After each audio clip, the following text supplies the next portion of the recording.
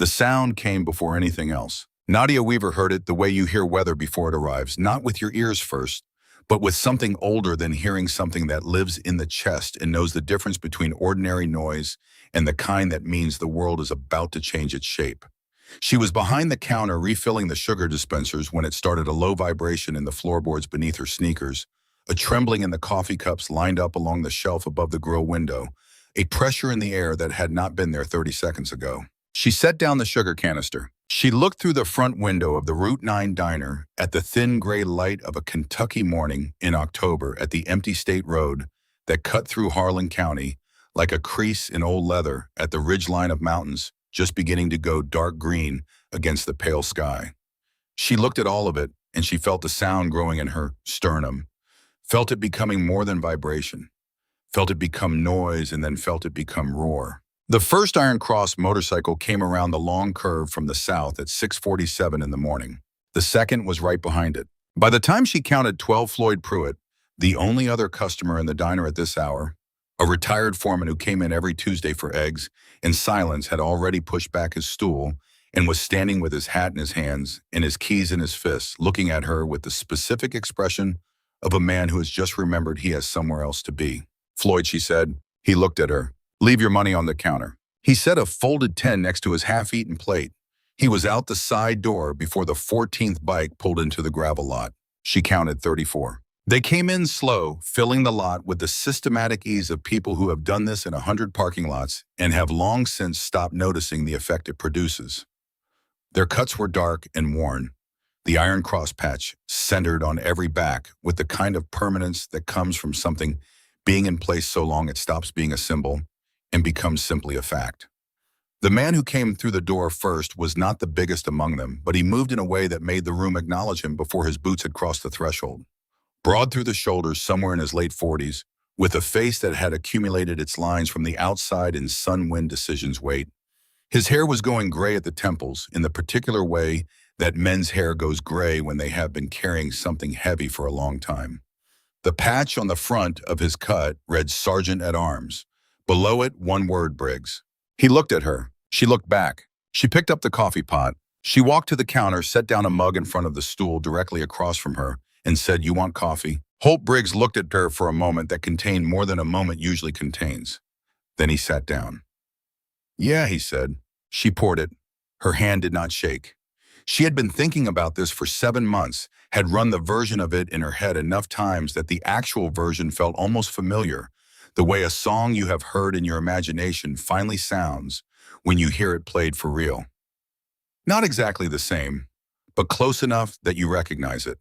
She turned and started taking orders from the men, filing onto the stools and into the booths, moving down the line the way she moved every morning, the same practiced efficiency, the same tone. Bobby the cook, who had retreated to the far end of the kitchen when the sound started and had been standing there with his back against the freezer door ever since, appeared at the grill window when she began calling orders. She did not look at him directly, but she caught the movement in her peripheral vision and felt something loosen slightly in her chest. Bobby was going to stay. That mattered. For 20 minutes, the diner operated almost the way it always operated. Coffee was poured, orders were taken, plates appeared in the window and were carried to tables. The men of the Iron Cross ate and talked in low voices among themselves and produced the particular atmosphere of a room that has been completely taken over by a single group, the way a room changes, not through aggression, but through sheer density of presence, the way the air reorganizes itself around the fact that something fundamental has shifted. Nobody left. Nobody said anything to her that was not an order for food. She refilled Holt Briggs's cup without being asked. He was on his phone reading something, but his eyes moved up when the coffee arrived and stayed on her for a second longer than they needed to. She filed that away. It was when she came back around in with the pot a third time that it happened.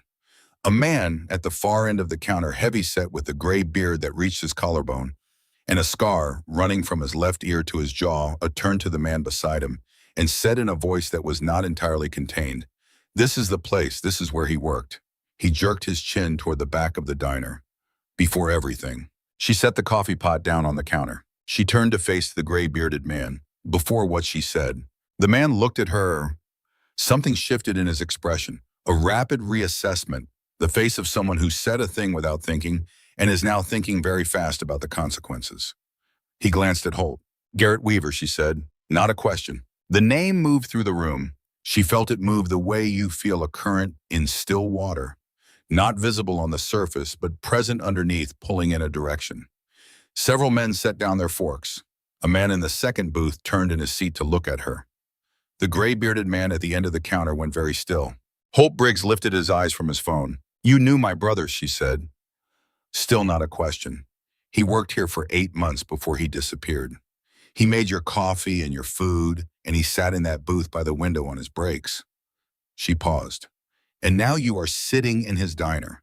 Not his diner, said the gray-bearded man. His voice was careful now. No, she agreed, it is mine.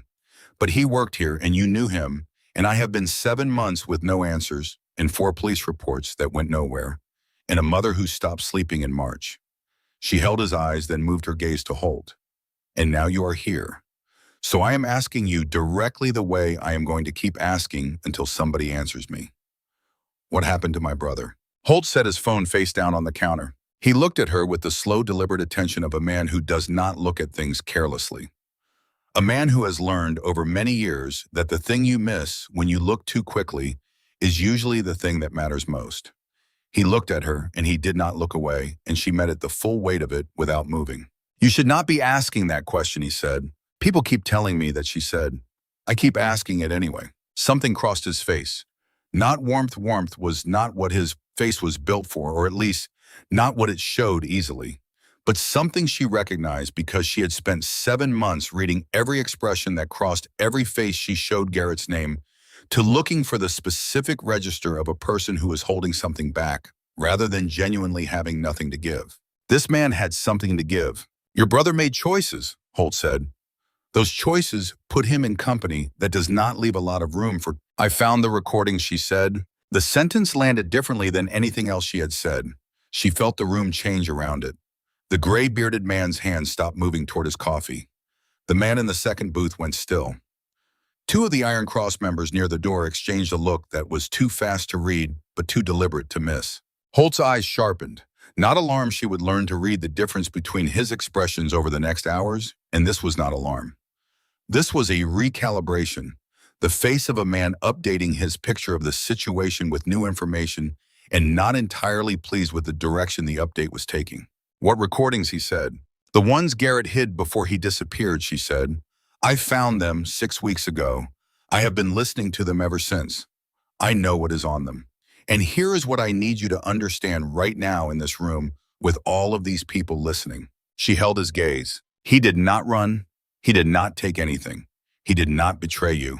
He was set up by someone inside your organization and then handed over to a man named Warren Cobb. And the person who handed him over is still with you. Silence, real silence, the kind that is not just the absence of sound, but the presence of something weight consequence. The specific gravity of a truth that has just landed in a room that did not know it was coming. She did not feel it. She had learned over 7 months of waiting that silence was only dangerous if you were afraid of it. Holt Briggs picked up his coffee. He took a long drink. He set it down. He looked at the counter for a moment, and she watched him the way she watched everyone who came to this counter for what was underneath the surface, for the thing the body told when the mouth was deciding what to say. Then he looked up at her. Cobb, he said. Flat, like the word had a weight it was obliged to carry. Warren Cobb, she said. DEA field agent. Regional supervisor out of the Lexington office. Has been running an off-books operation for at least 3 years. Evidence theft money from the operations he burns using clubs like yours as the fall guy when things get too close. Garrett was gathering evidence on him. Cobb found out, and someone in your club told Cobb exactly where to find him. The gray-bearded man said, How do you know about Cobb? Because Garrett told me, she said. On tape. Recorded 2 weeks before he vanished alone in his apartment into a recorder the size of my thumb that I found inside the insole of his left work boot. She paused. He planned for the possibility that he would not make it out. He planned for someone to look. He planned for you, Holt said. He knew I would not stop, she said. Holt was quiet for a long moment. Around them, the diner had settled into a stillness she could feel against her skin. 34 men and 1 cook, and the low sound of the grill and the ceiling fan overhead doing its slow rotation. The morning light was coming more fully through the windows, now pushing the gray back to the edges of the sky. How many recordings, he said. 9, she said. The first 3 are logistics. The last 6 are Garrett speaking directly what he saw, what he knew, what he was afraid of. And the name he did not say out loud, but described in enough detail that anyone who knows this club would know exactly who he meant. Holt said nothing. You want to hear them, she said. We need to hear them, said the gray-bearded man. She would learn his name later. Tuck Donovan, road captain, 22 years with the Iron Cross. The man Garrett had mentioned in the 4th recording as someone he trusted above almost everyone else in the club. I know, she said. I know you do. But first I need to know something. She looked at Holt. Do you already have a name? Someone you have been watching, someone whose behavior changed, someone who went to Lexington more than usual in the months before Garrett disappeared. The quality of Holt's silence changed. She had learned in her 7 months of looking for her brother that silence had textures. There was the silence of people who had nothing. There was the silence of people who were deciding whether to speak. And there was the silence of people who were realizing with some particular form of discomfort that the person they were talking to already knew more than they had expected. Holt's silence was the 3rd kind. There is a man, he said. Name is Dex Monroe, captain.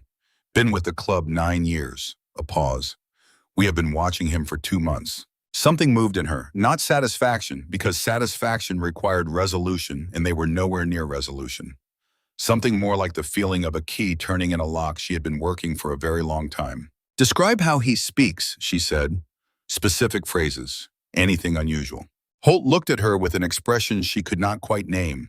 Something between suspicion and the early reluctant stages of something that might become trust. He has a thing, he says, Tuck offered from the end of the counter. His voice was low. When an operation is getting hot, when he thinks it is time to pull back or redirect, he says, he stopped, glanced at Holt. The gate's already closing, Nadia said. The room went the kind of quiet that has no floor. Tuck turned slowly from his stool and looked at her. Holt had gone absolutely still. From somewhere in the back of the diner, someone said something low in another man's ear, and then stopped. The gray October morning light sat in the windows, and the grill popped quietly behind the pass-through, and the ceiling fan made its slow rotation overhead, and Nadia Weaver stood behind her counter with her coffee pot and looked at the 2 men across from her and watched the full weight of what they were understanding come down across their faces. He said it on the recording, she said. On the 6th one, Sharon, Garrett described the meeting exactly. A man who came to him alone without club knowledge said the operation was burned. Said the smart move was to hand over what he had gathered to a specific federal contact. Garrett asked who had cleared it with leadership. The man said it had already been handled. Garrett called Tuck that same night to confirm. Tuck's face had gone a color that had nothing to do with the temperature of the room. Nothing had been cleared, she said. Tuck had no idea what Garrett was talking about, which meant Dex Monroe was running his own play. And when Garrett figured that out, that is when it went wrong, Holt said. Very quiet. The voice of a man who has just arrived at a conclusion he has been trying to avoid. The gate's already closing, Tuck said again. To himself this time. Like a man testing the weight of a sentence that has just become something more than a phrase. She reached into the pocket of her apron. She had carried it there for 3 days, ever since she had decided that this morning was the morning, ever since she had overheard 2 county deputies at the counter mention that the Iron Cross had been spotted south of Harlan, moving north. She set the recorder on the counter. Small black, the kind of device you could buy for $20 at a hardware store. The size of a deck of cards. The exterior unremarkable scuffed from months of living inside the insole of a boot. She pushed it across the counter toward Holt. He looked at it. He looked at it the way people look at small objects that contain large things with a kind of gravity that the object itself does not appear to warrant on the surface. He picked it up, held it in his palm. The morning light caught the side of it. There is a USB copy, she said. That is at my apartment, hidden separately. This is the original. If something happens to me, if something happens tonight, the USB gets out. I have already made arrangements. Holt looked at her. I have had 7 months, she said. I have had time to plan. His sister Tuck said suddenly. Not to anyone in particular, just to the room. His sister, she confirmed. Same everything Tuck said. He was looking at her now with an expression she did not quite know how to receive, something between grief and a kind of wondering recognition. The face of a man who is seeing something he should have expected and somehow did not. Holt turned the recorder over in his hand once more. Then he said, "We need somewhere to listen to this that is not out here." "We can use the back room," she said. "Storage and break room behind the kitchen. No windows, one door. Bobby will stay at the grill." "Bobby, your cook." "Bobby has been cooking in this diner for 16 years. He was here when Garrett worked here. He is going to stay." She paused. "I did not ask him. I knew he would." Something shifted in Holt's expression again. That recalibrating look, the ongoing process of revising his picture of who this person was. "All right," he said. They listened to the recordings in the back room of the Route 9 diner. Holt and Tuck, and 4 other senior members of the Iron Cross and Nadia, seated around the small break room table with the recorder in the center. She watched their faces in the way she had trained herself to watch faces over 7 months of looking not for the obvious, not for the dramatic, but for the small, involuntary things that happen underneath the performed response. The first 3 recordings were exactly what she had described. Logistics, dates, location references, spoken in the flat operational tone of a man making a record. The men around the table listened with the focused, evaluating attention of people assessing intelligence. The 4th recording was different. Garrett's voice changed on the 4th recording. It had always been a voice she could pick out in a crowd, not loud, not particularly deep, but with a specific quality of certainty about it. The voice of a man who said what he meant and meant what he said, and had never felt the need to perform either of those things. On the 4th recording, as certainty was still there, but underneath it, something else had been added. Something that lived in the deliberate spacing between words and the extra breath taken before a sentence, in the slight drop at the end of certain phrases where no drop was called for by the words themselves. He was scared. Controlled, deliberate, functional, but scared. "If something happens to me," Garrett's recorded voice said into the stillness of the back room, "I need whoever is listening to understand one thing first. It was not them. It was not the club. It was someone inside. Someone with a patch and a handshake and a voice I knew. Someone who told me the highway was closing." Tuck's coffee cup hit the table. Not hard, not dramatically, just a small flat sound of ceramic on laminate that was louder than it should have been because the room had gone so absolutely still that the small sounds were the only sounds. "And offered me what he called a clean exit." Garrett's voice continued. "Told me a federal contact could make everything go away. Told me it had already been cleared. I want to say for this record that I knew. I knew before I finished that conversation that something was wrong. I knew because Dex Monroe has a particular way of looking at you when he is asking you to do something that he has not told you the full truth about.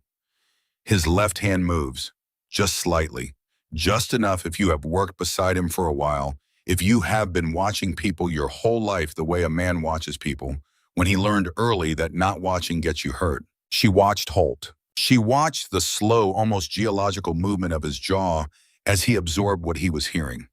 The way a man looks when the thing he has been half believing for 2 months becomes fully and irreversibly real. The 5th recording described the meeting in detail. The location, the specific phrases, the federal contact's name, which Garrett did not state directly, but described with enough precision, rank office physical description, the particular self-possession of a man who has been operating outside the rules long enough that he no longer bothers to hide it, that anyone who knew Warren Cobb would recognize him immediately. The 6th recording was the one with the phrase. "He said it at the end," Garrett's voice said. "After I had agreed to think about it, which I had not agreed to, I was stalling. I needed time to call Tuck. I needed someone to know." He stood up and he said, "The gate's already closing. Garrett, do not be the last one through." A pause, a breath. I have heard him say it before, but he says it when he thinks an operation is burning. He said it to Pete Gallagher 6 months ago when the Lexington thing was getting hot. He uses it the way some men use signature phrases without thinking, because it comes naturally, because it is his. She did not look at Tuck during this part. She looked at the recorder. When the 6th recording ended, no one spoke for 30 seconds. She counted them. She had been counting silences for 7 months, marking them the way sailors mark depth, not to prolong them, but to know how far down you were. Then Holt said very quietly, "That is Dex's voice on 6." She looked up. "He is in the last segment," Holt said, faintly, in the background. "You can hear him say something." He looked at her. "You heard it." "I heard it on the 14th. Listen," she said. "I was not sure. I did not trust myself. I am sure, said the man to Holt's left. A face that had been still and expressionless through all 9 recordings and now carried something else. Something that looked less like surprise than like the settling of a long-held debt coming due. That is Dex. That is his voice saying clean exit. You can hear it behind Garrett's last line. 9 years, another man said. Not an exclamation, an accounting. 9 years, Holt repeated. And the 2 words contained something she could not fully read, not anger, though anger was certainly present. Something older and more complicated than anger. The specific grief of discovering that a person you trusted was a different person than you thought, and understanding that the difference was not an accident, but a sustained choice. She reached across the table and picked up the recorder. She turned it over. She looked at it for a moment the way Holt had looked at it earlier, reckoning with the size of what was inside it.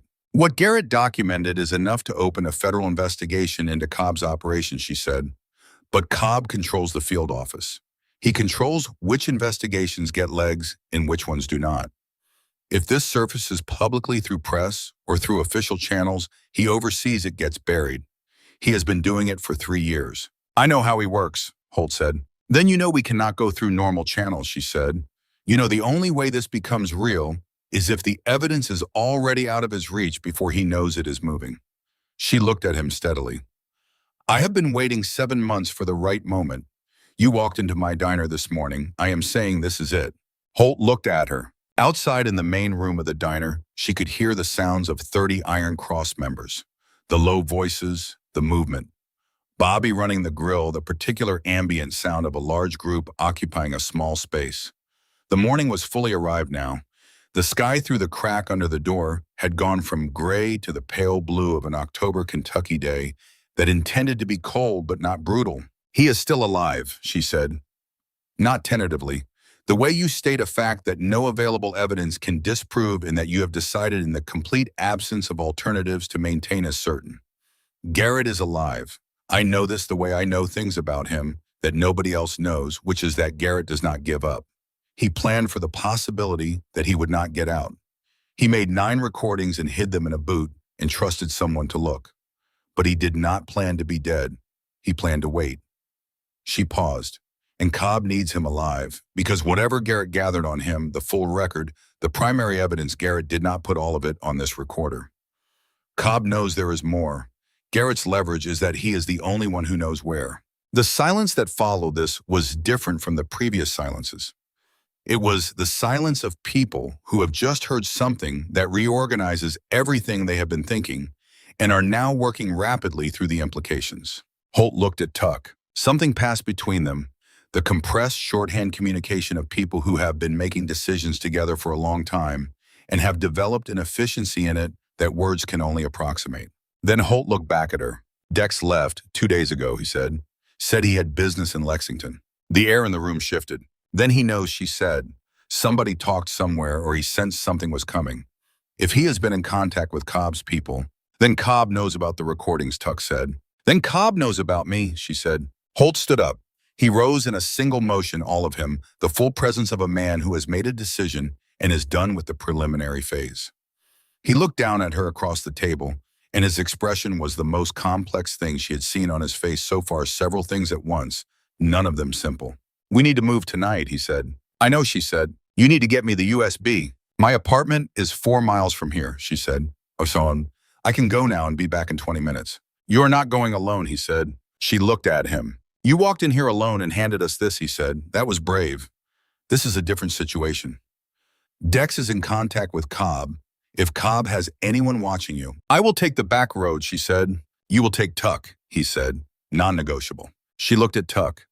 Tuck looked back at her with the expression of a man who has known Holt Briggs for 22 years and understands that certain sentences do not have negotiating room. All right, she said. She stood up. She untied her apron. She folded it and set it on the break room table the way you set down something you intend to pick back up, but are acknowledging you are putting down. A small gesture, an honest one. Bobby, she called through the pass-through. Bobby appeared at the window. He looked at her with the expression he had been cultivating since 6:47 that morning, the particular face of a man who is afraid and has decided against the available evidence to stay. I'm going to get something from my apartment, she said.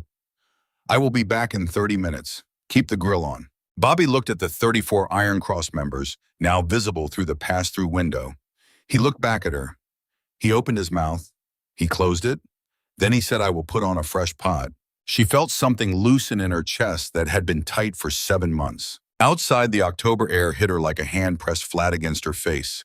Cold, clean, carrying the smell of the mountains and something burning far away, someone's wood smoke from a morning fire. She walked to her truck, tucked 2 steps behind her. The gravel lot was full of Iron Cross motorcycles, chrome catching the morning light in 40 separate pieces.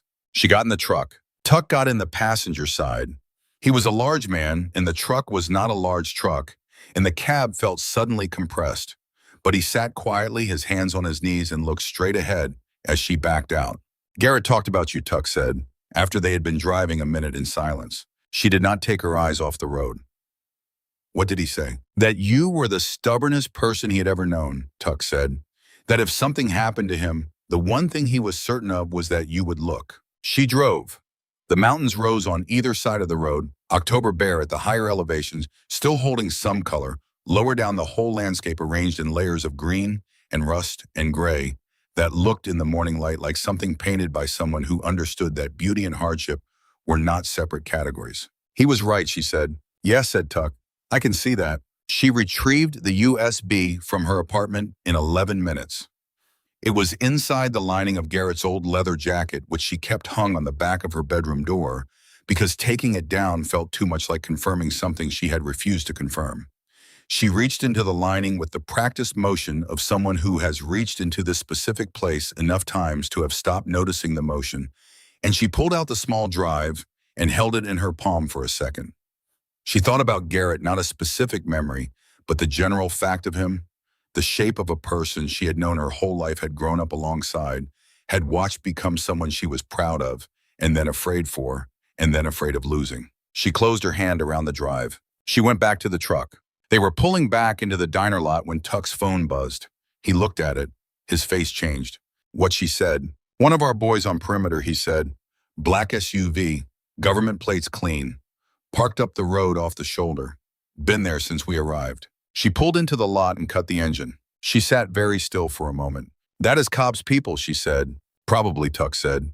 His voice was flat and operational, the voice of a man who has shifted modes. "They did not follow me to the apartment," she said. "No, they are watching the diner. He was already on his phone. They knew to come here, which means Dex called it in before we even started listening," she said. "He knew I was going to approach you. He has been watching me." They went back inside. Holt was at the counter where she had left him. He looked at her face when she came through the door. He looked at Tuck's face behind her. He set down his coffee cup. "Tell me," he said. She told him. The room shifted when she did. Not dramatically, these were not men who shifted dramatically. But she felt it, the particular atmospheric change of a large group of people absorbing new information and updating their picture of the situation with it. The relaxed readiness of men eating breakfast in an occupied diner becoming something slightly different, slightly more present. "They are not going to move in broad daylight," Holt said. "Not on a state road, not this many of us." He looked at her. "But they are positioning, waiting for nightfall, or for us to split up, or for a moment they can manage." "What do we do?" she said. He picked up the USB drive she had set on the counter. He turned it over once. He handed it to the man on his left. The quiet one, the one who had identified Dex Monroe's voice on the recording. "Ricky," he said, "I want this out of here in the next 10 minutes, not through the front." "There is a crawl space," she said, under the east side of the building, goes out through the drainage culvert that runs behind the lot and comes up behind the gas station on the county road about 200 yards north. It is tight, one person at a time. She looked at Ricky. He was slight, with the kind of eyes that assessed physical space quickly, automatically. "You would have to go on your stomach for about 60 feet. Ricky looked at Holt. "Go," Holt said. She showed Ricky the access point behind the dishwasher unit in the kitchen. She described the route, the distance, the exit point. He listened with complete focus, nodded once, and was gone. She came back to the counter. Holt was looking at her. "What happens now?" she said. "Now we wait until dark," he said. "And then we do not wait anymore." She nodded. She picked up the coffee pot. She topped off his cup. He looked at the cup. He looked at her. And she saw on his face the thing she had been watching for since he walked through the door that morning, The moment when a man who has been evaluating something decides with whatever specific mechanism men like him use for that decision that the evaluation is complete. You have been doing this alone for 7 months, he said. Garrett is my brother, she said. That is not an answer. Yes, it is, she said. He picked up his coffee. He drank. He set it down. And for a moment, they were simply two people in a diner on an October morning in Kentucky, with the grill running and the ceiling fan overhead, and the mountains visible through the windows, and the cold, clean light of a day that had started one way and was going to end another. He talked about his family, Holt said. Not to her specifically. More to the air, the way a man sometimes speaks when he is saying a thing that has been waiting to be said, and the specific audience is less important than the saying. He talked about his sister, said you were the one person in the world he was completely certain of. She kept her face still. It cost her something. I'm going to tell you something, she said. Her voice was steady, about why this matters beyond the obvious, beyond just finding him. She looked at Holt directly. Garrett told me once on the third recording, the one that is still just logistics on the surface, he mentioned that the reason he got into this, the reason he started working with you, working on something that dangerous. He said there was a man he met when he was 19 years old, at the Harlan County mine collapse in 2004. He said this man pulled 3 workers out of a section that was actively failing. Said the man had no reason to go in. Said he was just there, at the right time. She paused. He said he spent 15 years looking for that man's name. He said he never found it.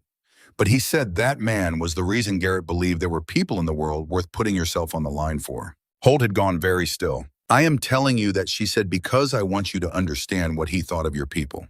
What he thought of you. Before everything went wrong, before Dex and Cobb, and all of it, he believed in something here. And whoever let him down, it was not the club. It was one man who used the club as cover. She held his eyes. The difference matters. It matters to me, and I think it matters to you. Holt looked at her for a long moment. Outside the diner, the October morning sat on the county road in the mountains in the gravel lot full of Iron Cross motorcycles. The black SUV was somewhere up the road watching. Somewhere in the hills of eastern Kentucky, or in some decommissioned federal installation, or in a room that did not appear on any official floor plan, Garrett Weaver was alive, waiting. The ceiling fan clicked overhead. We move at 10, Holt said. Tonight. I will be ready, she said. You are not going to try to talk me out of letting you come. No, she said. Most people would. I am not most people, she said. And you know it. You have known it since I put that recorder on the counter. He almost smiled. It was a fraction of a thing, a movement at the corner of his mouth that in different circumstances might have completed itself. Yeah, he said, I know it. The morning continued. Bobby cooked. Coffee was poured. 34 men ate and talked and waited with the particular patience of people who have learned over long years that the time before action is part of the action, that how you wait determines how you move when moving becomes necessary. She thought about him a lot during those hours. Not in the way she had thought about him during the worst nights of the 7 months, the panicked, reaching kind of thinking that finds nothing to hold and keeps reaching anyway. This was different. This was the thinking of a person who has a direction to move in and is using the waiting time to prepare for the movement. Garrett was 3 years older than her.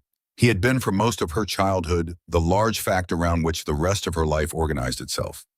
Not because he was loud or demanding, Garrett had never been either of those things, but because he was the kind of presence that you calibrate yourself against without meaning to.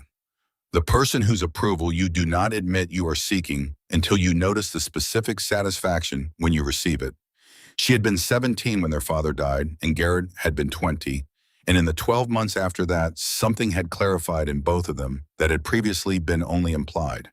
The understanding that they were each other's primary fact now. That the accounting had simplified. He had joined the Marines at 22.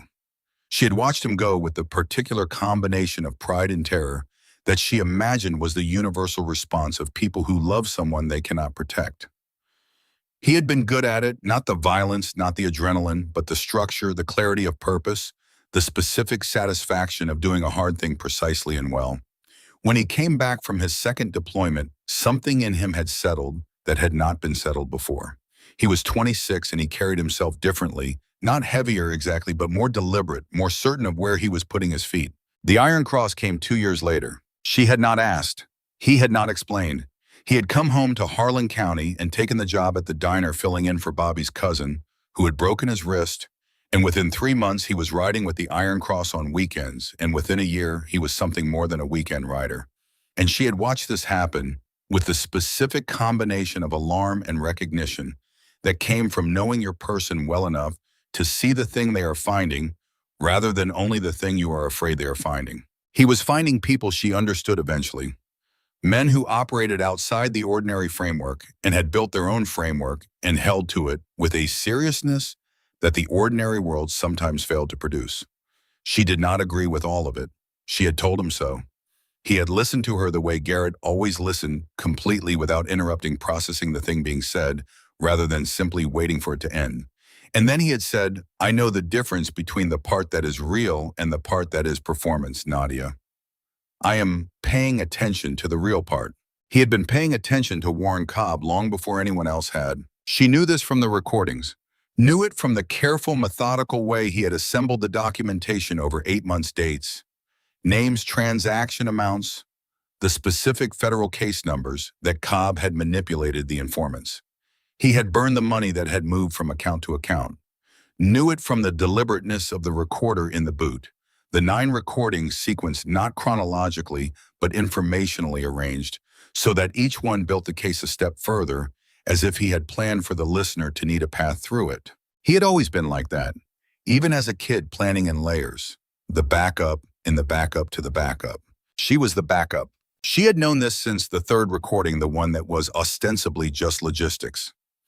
In the middle of a sequence of dates and location references, Garrett's voice had paused, and then quietly, almost as an aside, "If you are listening to this, Nadia, then I was right to put it somewhere only you would look. I am sorry I made you look. I need you to trust that I had reasons for not telling you more.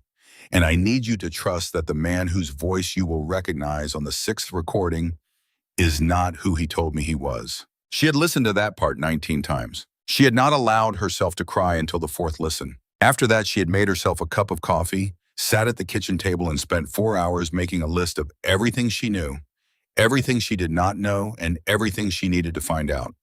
She had crossed things off the list for 6 weeks. She had added things to it. She had eventually reduced it to 3 items, and then 2, and finally 1. Find where Cobb is keeping him. That was the one thing she could not get from the recordings. The recordings told her what had happened and who had made it happen and how and why, but they did not tell her where. Because Garrett did not know where they would take him, or if he did, he had not put it on tape, because that was the one thing he needed to hold back, the one piece of leverage that kept him alive. She needed someone with enough reach to find what she could not find. She needed the Iron Cross. She looked out through the pass-through window at Holt Briggs, who had reclaimed his stool at the counter and was drinking his 3rd cup of coffee and looking at his phone with the expression of a man running through logistics in his head while simultaneously maintaining the appearance of doing something ordinary. She thought about what she had said to him about the mind collapse, about the man Garrett had spent 15 years trying to identify. She had not said that part to manipulate him. She had said it because it was true, and because she had learned over 7 months of looking for her brother that the most useful thing she could do in any conversation was tell the complete truth and let the other person do what they would with it. She had found that the truth presented plainly was more frequently useful than any calculation. Not always, not reliably, but more often than its alternatives. She had also found in listening to the recording 67 times across 7 months that Garrett had trusted Holt Briggs in a specific and considered way. Not with everything. He had not told Holt what he was gathering, had not told anyone in the club directly. But on the 7th recording, speaking about the structure of the club and the people in it, Garrett had said, with a plainness that carried more weight than elaboration would have, Holt Briggs is the realest man I have met since I came home from the Corps. The kind of real that does not require an audience. She had thought about that sentence a great many times. She thought the sentence was right. She thought watching him across the length of her diner on this October morning, with the mountains outside the windows and the grill running, and 34 Iron Cross members filling every available surface, that Garrett had not been wrong about this man. She picked up the coffee pot. She went back to work. The clock behind the counter read 8:14. 10 o'clock was a long way away. She would get there the same way she had gotten through every other minute of the last 7 months, one at a time, moving toward the only direction that mattered. The afternoon came down over Harlan County the way October afternoons do in the mountains. Not gradually, not with any particular drama, but with a directness that said the day had made a decision and intended to hold to it. The light went from pale gold to amber to the particular flat gray that arrives in the hour before a cold evening when the temperature drops fast enough that you feel it between your shoulder blades before you notice it on your skin. Nadia kept working. She had always been good at the functional, at the part of being a person that involved motion task, the small increments of work that added up to a day. She had discovered this about herself in the year after her father died, when her mother sat very still for 4 months, and someone needed to keep the house moving, keep the bills addressed, keep the refrigerator stocked.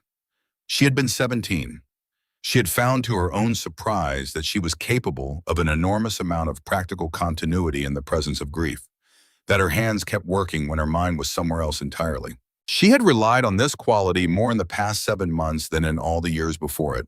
At 2 in the afternoon, Holt pulled her aside, not dramatically, just a tilt of his head, toward the back hallway, easy unannounced, and they stood in the narrow corridor between the main room and the back storage. And he said quietly, "Tell me what you know about Cobb's operation. Specifically, locations you identified from the recordings." She told him she had been through this material so many times it came out cleanly without hesitation.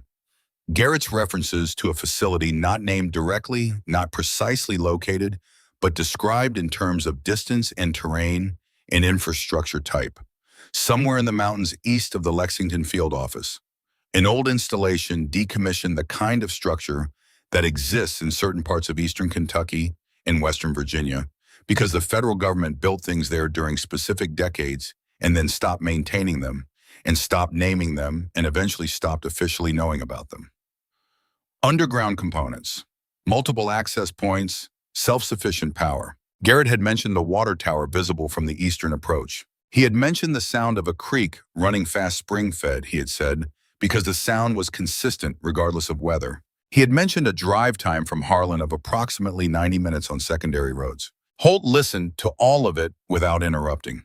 He was the kind of man who listened the way serious people listen, not waiting for the pause where he could insert his own information, but actually absorbing what was being said, testing it, placing it against what he already knew. When she was done, he said the Calloway installation. She looked at him. Old Signal Corps facility, he said. Built 1962, officially decommissioned 1991. There are 3 of them in this part of the state. This one is east of Bledsoe up Harlan Ridge, single access road. Creek on the north side. A pause. Water tower is gone now, but the base of it is still there. You know it, she said. I know most of what is in these hills, he said. And I know that 2 of Cobb's people were spotted near the Bledsoe Road 6 months ago. Did not think anything of it at the time. His jaw tightened a small movement, thinking something of it now. 90 minutes, she said.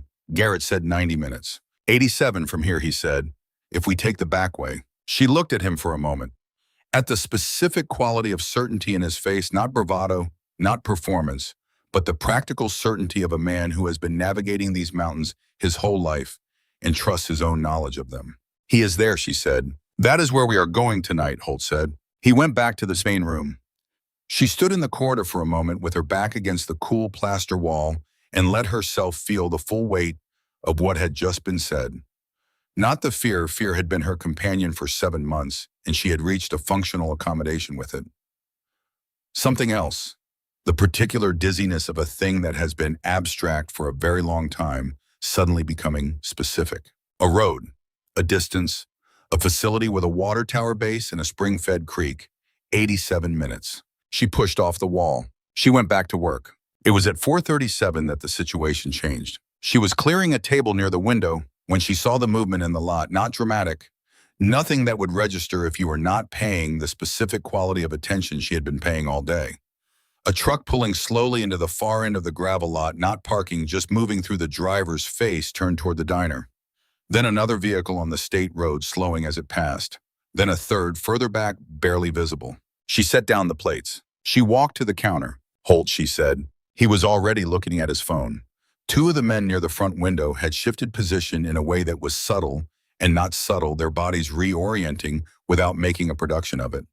Like a room full of people whose attention has all aligned on the same point without anyone having to announce it.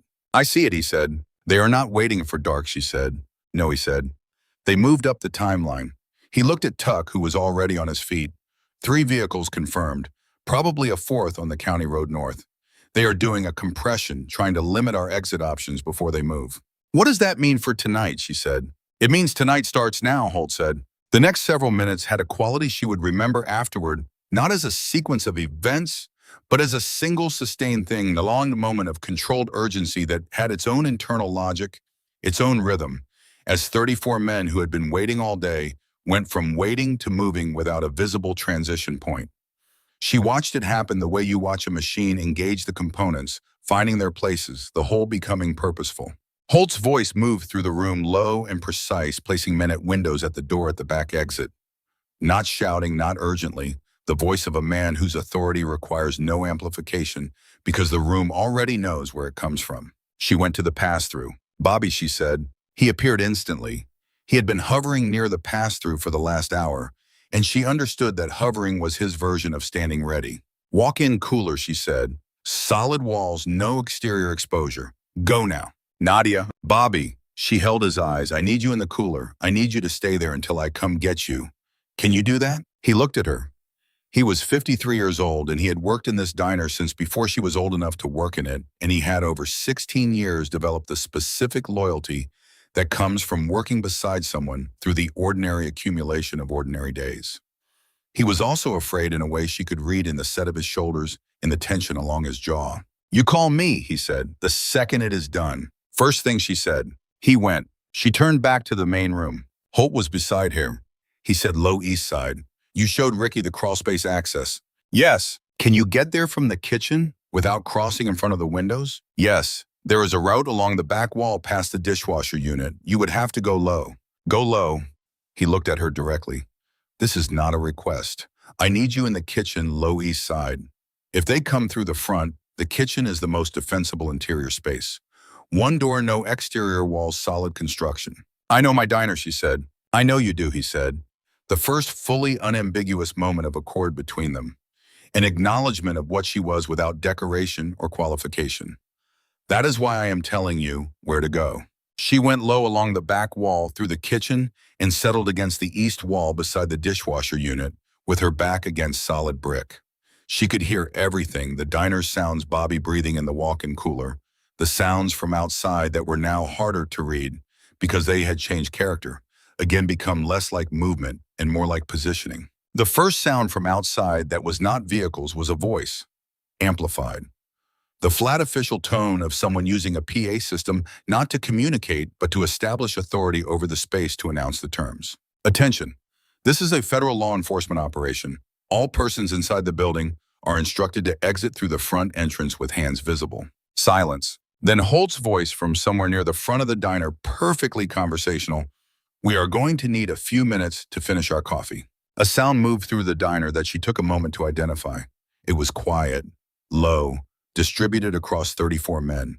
It was she understood after a second a laugh, small, compressed, but genuine. She found herself, to her own surprise, almost smiling. The PA voice repeated its instructions. The instructions were not followed. She heard Holt's voice again, closer now, moving through the diner. Specific instructions quietly delivered. People moving to positions. The sound of the front booth being shifted against the door. She felt something odd about that, something that was almost funny in a way she could not quite justify, that this problem she had been meaning to address for 2 years was finally being solved under circumstances she had not anticipated. The windows went first. Not explosively, the contractors were managing the situation, keeping it controlled.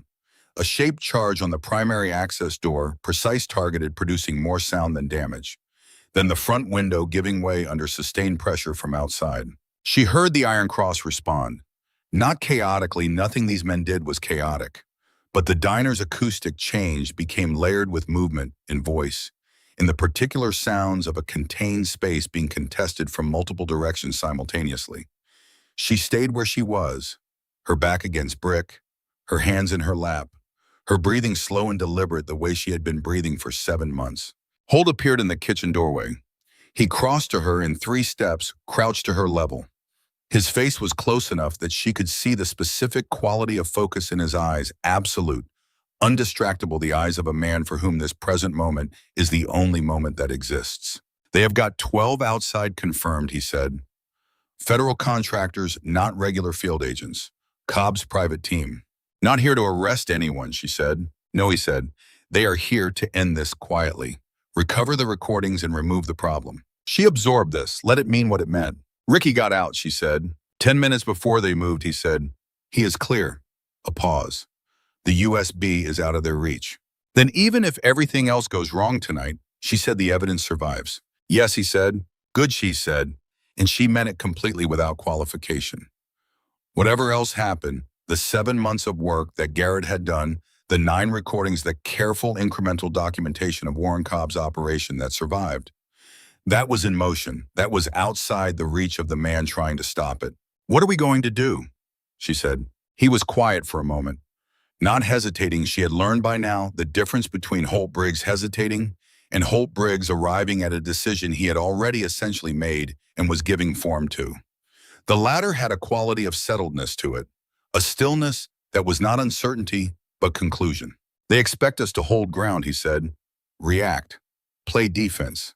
That is the play they have planned for. She looked at him. I do not like playing defense, he said. She thought about this. She thought about the layout of the property, the lot, the access road, the contractor vehicles she had seen moving through. She thought about the crawl space, the county road, the specific geography of a gravel lot that had only one formal entrance from the state road, but had, if you knew where to look, 2 other approaches through rough terrain. Their vehicles, she said. He looked at her. If their vehicles cannot move, she said, and their communications are cut, they are isolated. They are contractors 40 miles from any backup that does not run through Cobb's chain of command. 12 men in a diner parking lot in Kentucky with no transport. She held his gaze. That is a different situation. Yes, it is, he said. You were already thinking this, she said. I was already thinking this, he said. North side, she said. Their positioning is heaviest on the front and east. The north side backs up against the tree line. It is the gap. 8 men, he said. Perimeter loop. Disable transport, cut the satellite comms on the panel van. Cobb's teams use remote command vans always. You see one in the lot. Gray panel van, she said.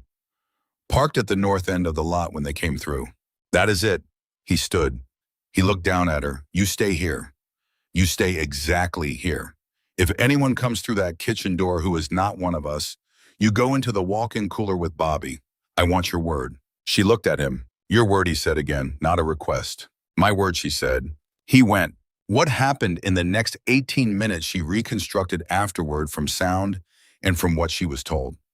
She heard the north side of the building go quiet in a particular way, the specific quality of quiet that is not the absence of activity, but the compression of it activity, happening too fast and too controlled to be audible at distance. She heard from outside and to the north a car alarm start and then stop cut mid-cycle.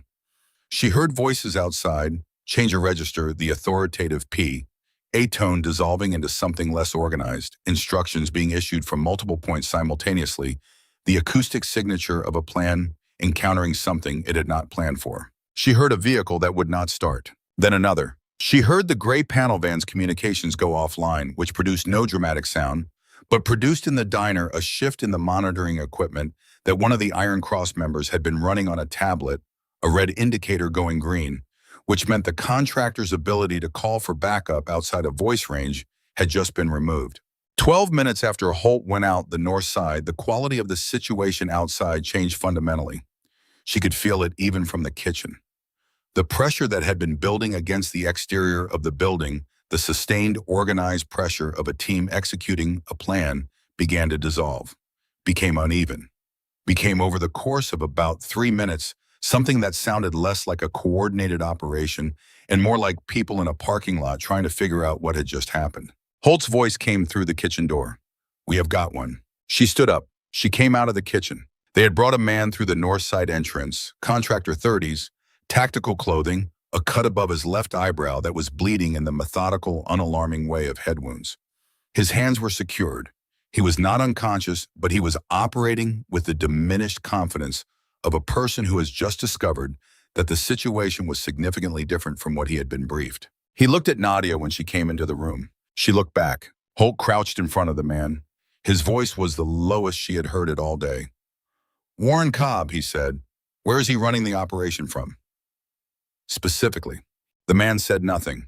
"I will ask once more," Holt said. Silence. Tuck stepped forward from the wall. The man's eyes moved to Tuck and performed the specific, rapid calculation that happens when someone is assessing the odds of the available options. He made his calculation. "I want assurance," he said. "That is not a term I recognize right now," Holt said. "I want assurance," the man repeated. His voice was steadier than his expression. "I want a road out of this situation before I say a word." "Tell me what you know," Holt said. "We will talk after." "That is not—" "It is the only offer you have," Holt said. "And I keep my word. Ask anyone in this room." He let that sit for a moment. "You have got maybe 12 minutes before your backup window closes and you are sitting here in the dark without a car. Use the 12 minutes well." The man looked around the room. He was doing what people do when they are rapidly running out of options, which was assess the faces around him for the specific quality of reliability that operates outside the badge and the institutional framework. What he found she could see him finding, it was not the chaos and emotion of men who were angry, but the steady, functional attention of men who had been operating on their own code for a long time and trusted it completely. He looked at Holt. "Cobb is at the Calloway facility," he said. "Has been for 4 days. He moved up there when Monroe called him about the recordings." He paused, choosing his next words with visible care. "He moved the prisoner 2 days ago, into the substructure, below the main floor. There are holding rooms down there that do not appear on any documented layout." The room went very still. "The man you are looking for," the contractor said. He did not look at Nadia when he said this, but she understood that he was saying it for her. Some remaining portion of professional decency offered because the moment called for it. He was alive when they moved him. 48 hours ago. That is what I can confirm. She heard those words the way you hear words that have been traveling toward you for 7 months. Not as information, but as impact. He was alive 48 hours ago. The present tense of that colliding with the past tense of its qualifier, and underneath all of it, the simple, irreducible fact 48 hours ago, Garrett Weaver was alive.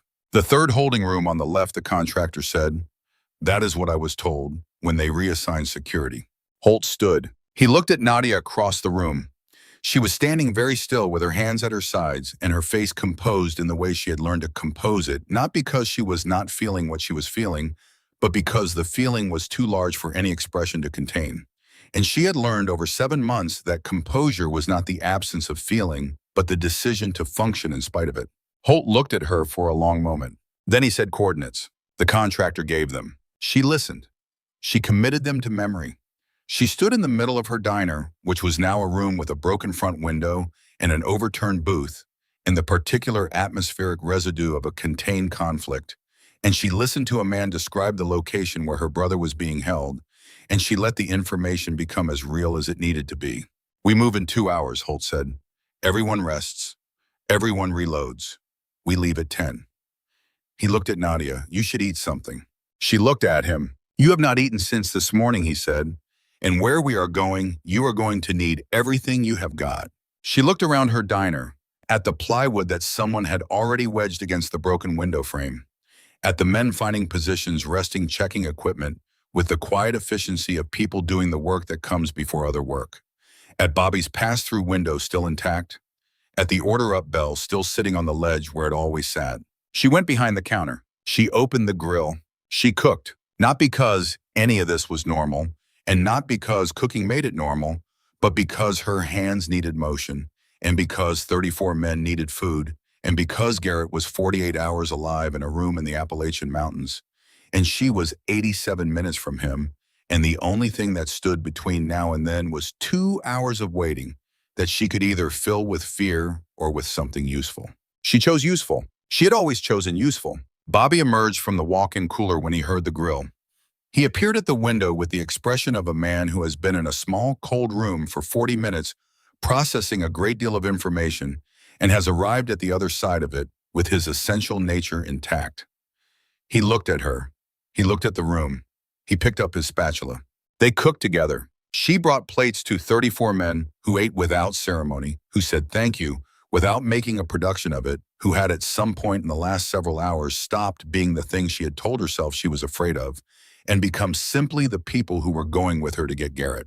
Holt ate. She sat across from him with her own plate, and for a few minutes they ate in silence, which was the most ordinary thing that had happened all day. The man from the mine collapsed, she said eventually. He looked up.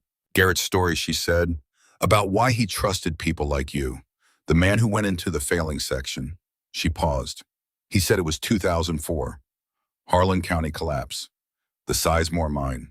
Holt set his fork down. He looked at his plate for a moment.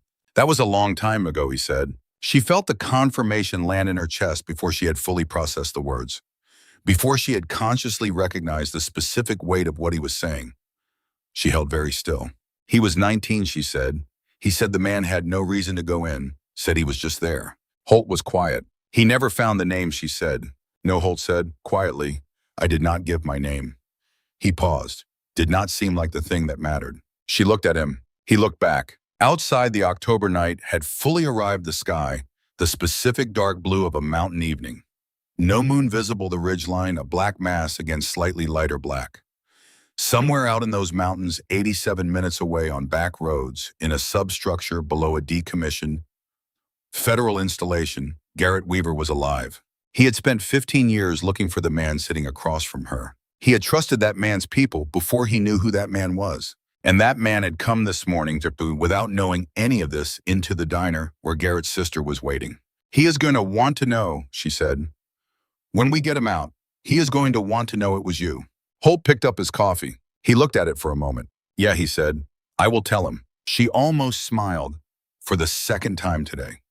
Something about the specific understated plainness of it, the way this man occupied feeling without dramatizing it, the way he acknowledged the size of a thing without amplifying it. 10 o'clock, she said. 10 o'clock, he agreed. She picked up her fork. She ate. The clock on the wall read 9:32. 28 minutes. She could do 28 minutes the same way she had done every other minute of the last 7 months. One at a time, moving toward the only direction that mattered. The 2 hours pass the way hours pass when everything you are is oriented toward what comes after them. Not slowly, not quickly, but with the particular suspended quality of time that is both too much and not enough. She moved through it the way she moved through everything in motion. She wiped down the counter. She restocked the sugar dispensers. She made a fresh pot of coffee and then another. She kept her hands busy because her hands were the most reliable part of her, and she needed reliability right now more than she needed anything else. The men around her prepared in their own ways. Some slept, or something that looked like sleep, that particular horizontal stillness of people who have learned to rest in compressed time frames, whose bodies know the difference between sleep and its functional approximation.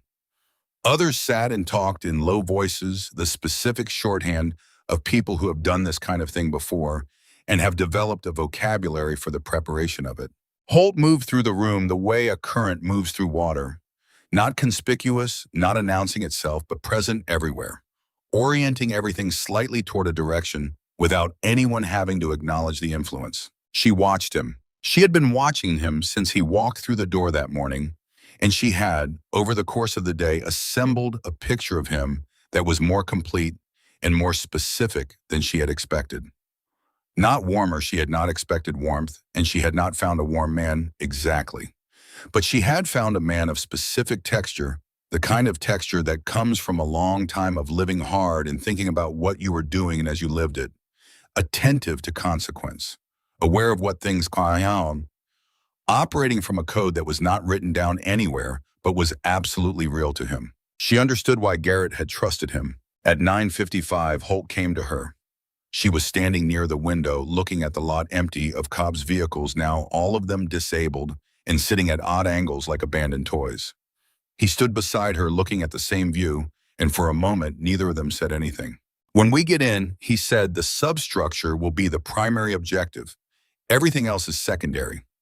Cobb matters, evidence matters, but the third room on the left is where we go first. I know, she said. You are going to want to go straight there, he said. When we breach and the noise starts and the geometry of the space becomes real, you are going to want to go immediately to that room. Yes, she said. I need you to stay with Tuck until we have cleared the main floor, he said. I need you to let us do that first. Because if we get to the substructure with Cobb's team still active on the main level, we have cut off our own exit. And then none of us get out, including Garrett. She understood the logic. She had in fact run the same logic herself, had arrived at the same conclusion, and had already made the same decision. But she understood why he was telling her. Not because he thought she was incapable of the reasoning, because he knew that the distance between understanding something in the abstract and holding to it when you were standing 60 feet above your brother was not a small distance, and that the gap between those two things was where plans came apart. I will stay with Tuck, she said, until you clear the main floor. Then we go to the substructure access and we go to the third room.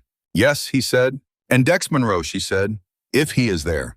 Holt was quiet for a moment. Let me handle Dex, he said. Garrett's recordings, she said. The thing he said about Dex, about the specific way he looks at you when he is not telling you the full truth, about the telegraph in his left hand. She paused.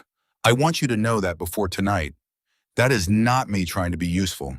That is me giving you what I have. I already know Dex Monroe, Holt said. You knew Dex Monroe, she said. The one that existed for 9 years as a member of your club.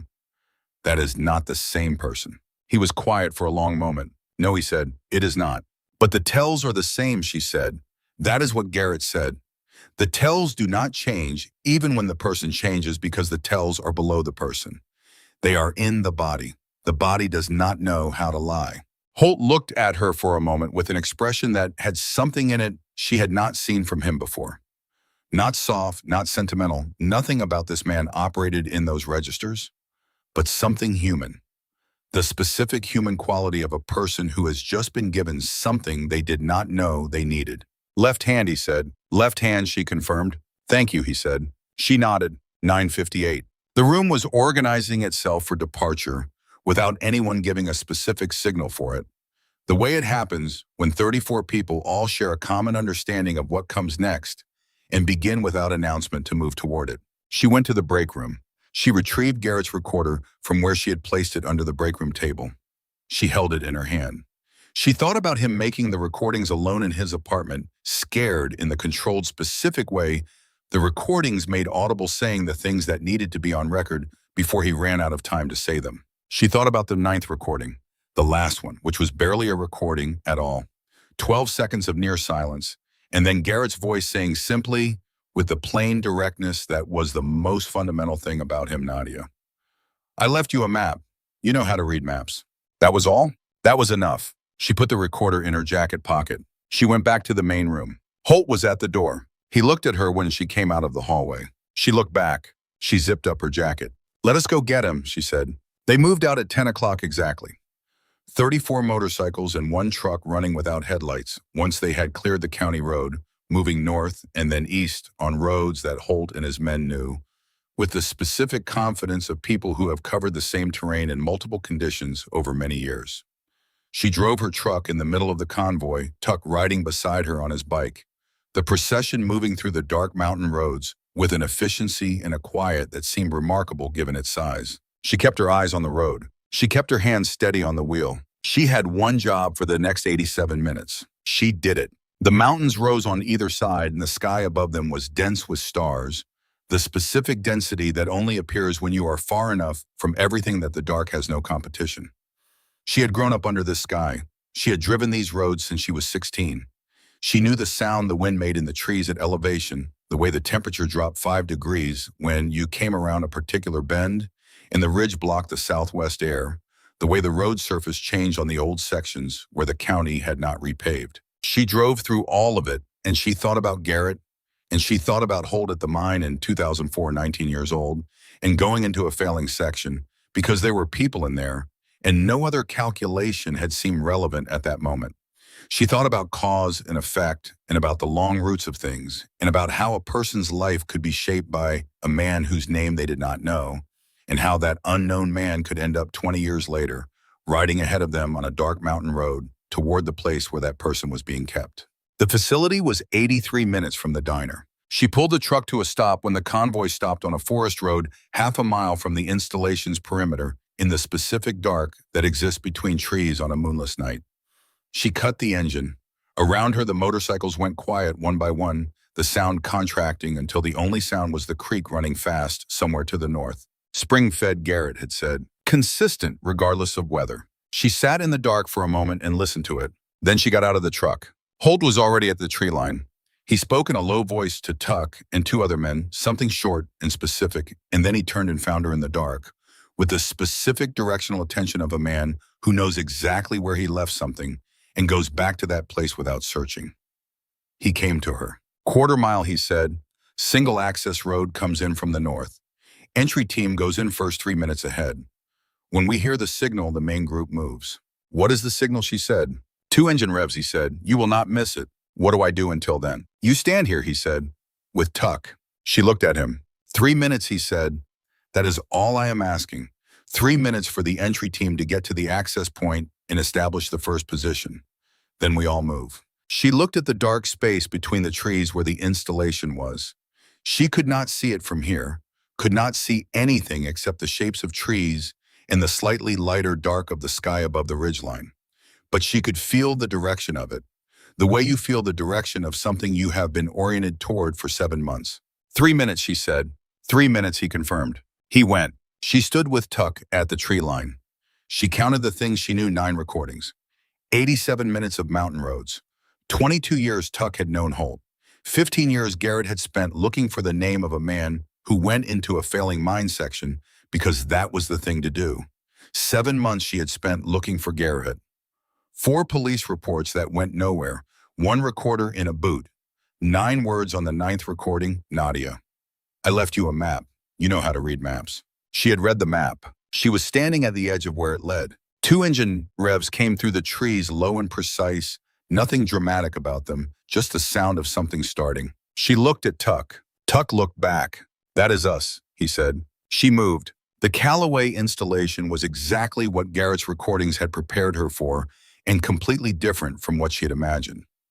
That was the thing about places you had been told about but never seen. The telling gives you the structure, and the reality gives you the texture, and the gap between them is always surprising. The structure was right decommissioned underground components, the particular dense silence of a place that had been designed to withstand things the outside world produces. The texture was the weight of it, the way the walls held cold that had been accumulating for decades, the way the ceilings were lower than they should have been, and the corridors longer. The way the air in there had a quality she had never encountered before, not bad exactly, not dangerous, just completely sealed, completely removed from anything that moved or changed. She went in with Tuck and 4 others through the maintenance access point that the entry team had already secured, a utility shed that sat against the hillside and was exactly the kind of thing you stop seeing because it looks so completely like what it is pretending to be. The first level was being cleared when they entered. She could hear it, the systematic room-by-room progress of the Iron Cross moving through the facility with the focused efficiency of people who know what they are looking for and have organized themselves to find it. Voices minimal, movement purposeful, the occasional sound of a door being opened that had not been opened in years. She stayed with Tuck. She did not go ahead of him. She had given her word. The main floor was a series of connecting rooms, some still containing the original Cold War-era infrastructure banks of dead equipment and stripped cable runs, and the general archaeological residue of a purpose that had been abandoned mid-sentence. Others had been repurposed by Cobb's operation. She could see evidence of recent habitation folding tables with monitoring equipment, power cables running to external generators, the particular temporary order of a setup that is meant to function but not meant to stay. They encountered resistance in the second quarter. 2 of Cobb's contractors, not the poorly briefed variety from the diner parking lot, but men who had been here long enough to know the layout and were using it, had taken positions at a junction point where 2 corridors met. The confrontation lasted less than 4 minutes. She stayed behind Tuck and kept her back against the wall and breathed through it. When it was over, Tuck looked at her. You okay? I am fine, she said. Keep moving. He kept moving. Holt's voice came through the radio that Tuck carried. Main floor east wing clear. Cobb is in the operations room north side. Dex Monroe is with him. She heard the specific quality in Holt's voice when he said Dex Monroe's name, not anger because this man did not carry anger in his voice, but something below anger, the coldest register of something that had been running very hot for a long time and had finally reached the temperature at which things resolved themselves. Substructure access, she said to Tuck. He looked at the radio. Main floor is clear except the North Ops room, he said. We can move. The substructure access was a heavy door, set into the floor at the end of the south corridor, reinforced in a way that had nothing to do with the original 1962 construction and everything to do with someone adding functionality that the original architects had not planned for. It was open, not forced open. She registered this as she passed through it. Open as if someone had opened it intentionally recently from this side. She filed that away. The stairs went down 14 steps. She counted them. The air thickened as she descended the sealed quality, becoming more pronounced, more complete. Decker, who had joined them at the access point, moved the flashlight beam ahead of her. A corridor, 3 doors on the left. She walked to the 3rd door. Her hand was on the handle. She had been walking toward this door for 7 months. For a moment, she stood with her hand on the handle and did not turn it. Not from hesitation. She was past hesitation. She had used up every available reserve of hesitation in 7 months of waiting. From something else. The understanding that this was the last moment before the door opened, and that after it opened, the reality of whatever was inside would be the reality, and whatever the reality was, she would have to hold it. She had told herself for 7 months that Garrett was alive. She had held that certainty against every available piece of contrary evidence, had maintained it not naively but deliberately, the way you maintain a position under sustained pressure, because abandoning it means accepting a version of the world you are not willing to accept. Now the door was in front of her. She breathed in. She turned the handle. The room was small. It smelled like concrete and time, and the particular staleness of air that had not moved in days. Decker moved the flashlight beam, and it traveled across concrete floor, concrete wall, a cot against the far wall, and then the shape on the cot, and then the face. Thin, thinner than she had known him. His face rearranged in ways that had nothing to do with how it had looked 7 months ago, bearing the specific evidence of time spent in conditions that did not allow for much.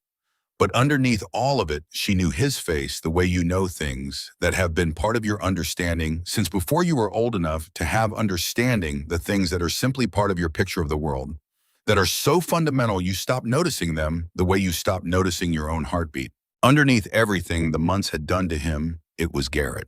He turned toward the light. His eyes found her face. He said in a voice that was almost nothing wrecked from weeks of barely being used, cracked and worn to its basic elements, Nadia. Just her name. Just that. Everything she had been holding together for 7 months, every police report, every ignored call, every night she had lain awake, running his face through her mind to make sure she still had it exactly right. Every shift she had worked with the grief pressed flat under her sternum, like a stone she carried with her. Everywhere, every cup of coffee and every folded apron, and every time she had said his name into a recording she was listening to just to hear it spoken out loud by someone. All of it came apart at once, cleanly, completely, in the way that structures release when the load that was holding them in position is finally set down. She crossed the room in 3 steps. She put both arms around her brother. She held on. He was thinner and he was cold, and his breathing was uneven in a way that told her his body had been doing hard work just to maintain itself. But he was solid. He was real. His arms came up and held her back, and she could feel him shaking slightly, the full-body tremor of someone whose reserves had been running on nothing for a long time and have just been given permission to let go. "I knew you would come," he said. His voice barely worked, but the certainty in it was complete. "I kept telling myself, she will find it. She will find the recorder. She will look. You put it in a boot," she said. Her voice was not steady. She was not trying to make it steady. "You hid it in a boot, Garrett. That is your idea of a clear signal." A sound from him, broken, used up, entirely genuine. A laugh. "Did it work?" he said. "I am here," she said. He exhaled. A full, slow release that she felt against her shoulder. The exhalation of a man who has been holding himself together by will alone for weeks and has just been given the specific permission to stop. "Yeah," he said. "You are here." Behind her, she heard Decker step back into the corridor and pull the door partway closed. The quiet gesture of a man paying attention to what a moment requires. She heard it and felt something for it that she would think about later, the specific human decency of a person whose life looked nothing from the outside, like the kind of person who does small, attentive, decent things doing exactly that. She did not let go of Garrett for a long time. When she did, she sat on the edge of the cot and looked at him in the flashlight's ambient glow, and she said, "Can you walk?" "Yes," he said. "Can you walk without help?" He considered this with the specific honesty that had always characterized him. "With some help," he said. "That is fine," she said. "That is what we have." He looked at her for a moment, the way he always looked at her, with the direct, unfiltered attention that had irritated her when she was 12 and moved her when she was older, the look of a person who sees you without managing what they see. "How bad was it," he said, "getting here?" "Ask me later," she said.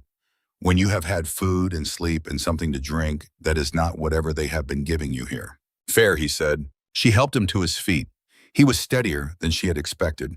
His legs held under him, found their way back to their function, with the particular resilience of a body that has been maintained by sheer intention. He was unsteady but upright, and she put her shoulder under his arm, and he leaned into it with a gratitude that did not need words. They went back up the 14 steps. At the top in the south quarter, Tuck was waiting. He looked at Garrett. Something crossed his face that was not small. That was in fact one of the largest things she had seen on anyone's face all day. The face of a man who has been blaming himself for something for 7 months and is now looking at the reason. "Garrett," Tuck said. "Tuck," Garrett said. There was a long pause. "You look like something the mountain chewed up," Tuck said. "You look exactly the same," Garrett said. "It is irritating." And there it was, something that was fully and completely a laugh from both of them. Rough and brief and thoroughly genuine, the laugh of people who know each other well enough to go straight through everything else to the thing that is actually true. She let them have a moment. She looked back toward the main floor, toward the north corridor, where Holt's voice had last come from the radio. "What is happening up there?" she said to Decker. "Cobb and Decker said." His voice was flat. "Holt is handling it." She understood what that meant. She did not go toward the north corridor. She stayed with Garrett. What happened in the north operations room in the next several minutes, she would piece together afterward, partly from what Holt told her, and partly from what she heard, and partly from what she would come to understand over the weeks that followed as the full shape of the night became clear. Cobb had not, in the end, tried to run. He was a man who had built his career on the understanding that he controlled the system, and the system was the only protection he had ever needed. When the system had been removed, when Holt Briggs had walked through the operations room door at 10:53 on an October night in Kentucky, with 25 Iron Cross members at his back and evidence already uploaded to a server outside Cobb's chain of command, Cobb had found himself for the first time in years without a play. He sat in the operations room chair and he said nothing, and he looked at a point on the wall and he continued saying nothing, which was its own form of strategy. The last calculation of a man who understood that anything he said would only compound what the evidence already said for him. Dex Monroe had not been quiet. Dex Monroe had talked from the moment Holt entered the room until the moment the situation resolved itself, which was not slowly and was not gently. What he said during that window was a combination of justification, deflection, and the specific psychological fragmentation that happens when a person who has been living inside a constructed version of himself for years is suddenly required to speak in a space where that construction has no structural support. He had looked at Holt and said things she was glad she had not been in the room to hear. Not because she was fragile, but because she understood that those words were aimed at Holt specifically, and that Holt was the one who had the right to be in the room for them. She had given Holt what she had to give, the left hand. She had let him use it. She heard from down the corridor sounds of conclusion, the specific acoustic register of a situation that has resolved itself, that has gone through what it needed to go through and come out the other side. And then after a few minutes, Holt's voice on the radio, calm and unhurried, "North side is done. We are ready to move." She helped Garrett toward the main floor access. At the top of the stairs, Holt was waiting. He was standing at the north end of the main corridor, and he looked exactly as he had looked for most of the day, present, composed, carrying whatever the last hour had required of him in the specific place below the surface, where this man kept things that did not need to be on his face. He looked at Garrett. Garrett looked at him. The silence between them was dense with history that she was only partly qualified to read. The specific recognition of two men who had been in something together and then had the ground of it pulled out from under them, and who were now on the far side of that, standing in the same corridor, both still standing. "You look terrible," Holt said. "You are late," Garrett said. His voice was barely there, but the dry precision of it was entirely intact. Holt looked at him for a moment. Then he put his hand on the back of Garrett's neck. Not a grab a grip, the gesture of a man placing his hand on someone he considers his own. The specific, unperformative physical language of men who do not easily say with words what their bodies know how to say plainly. He said very quietly, "Welcome back, brother." Garrett closed his eyes. "Just a moment."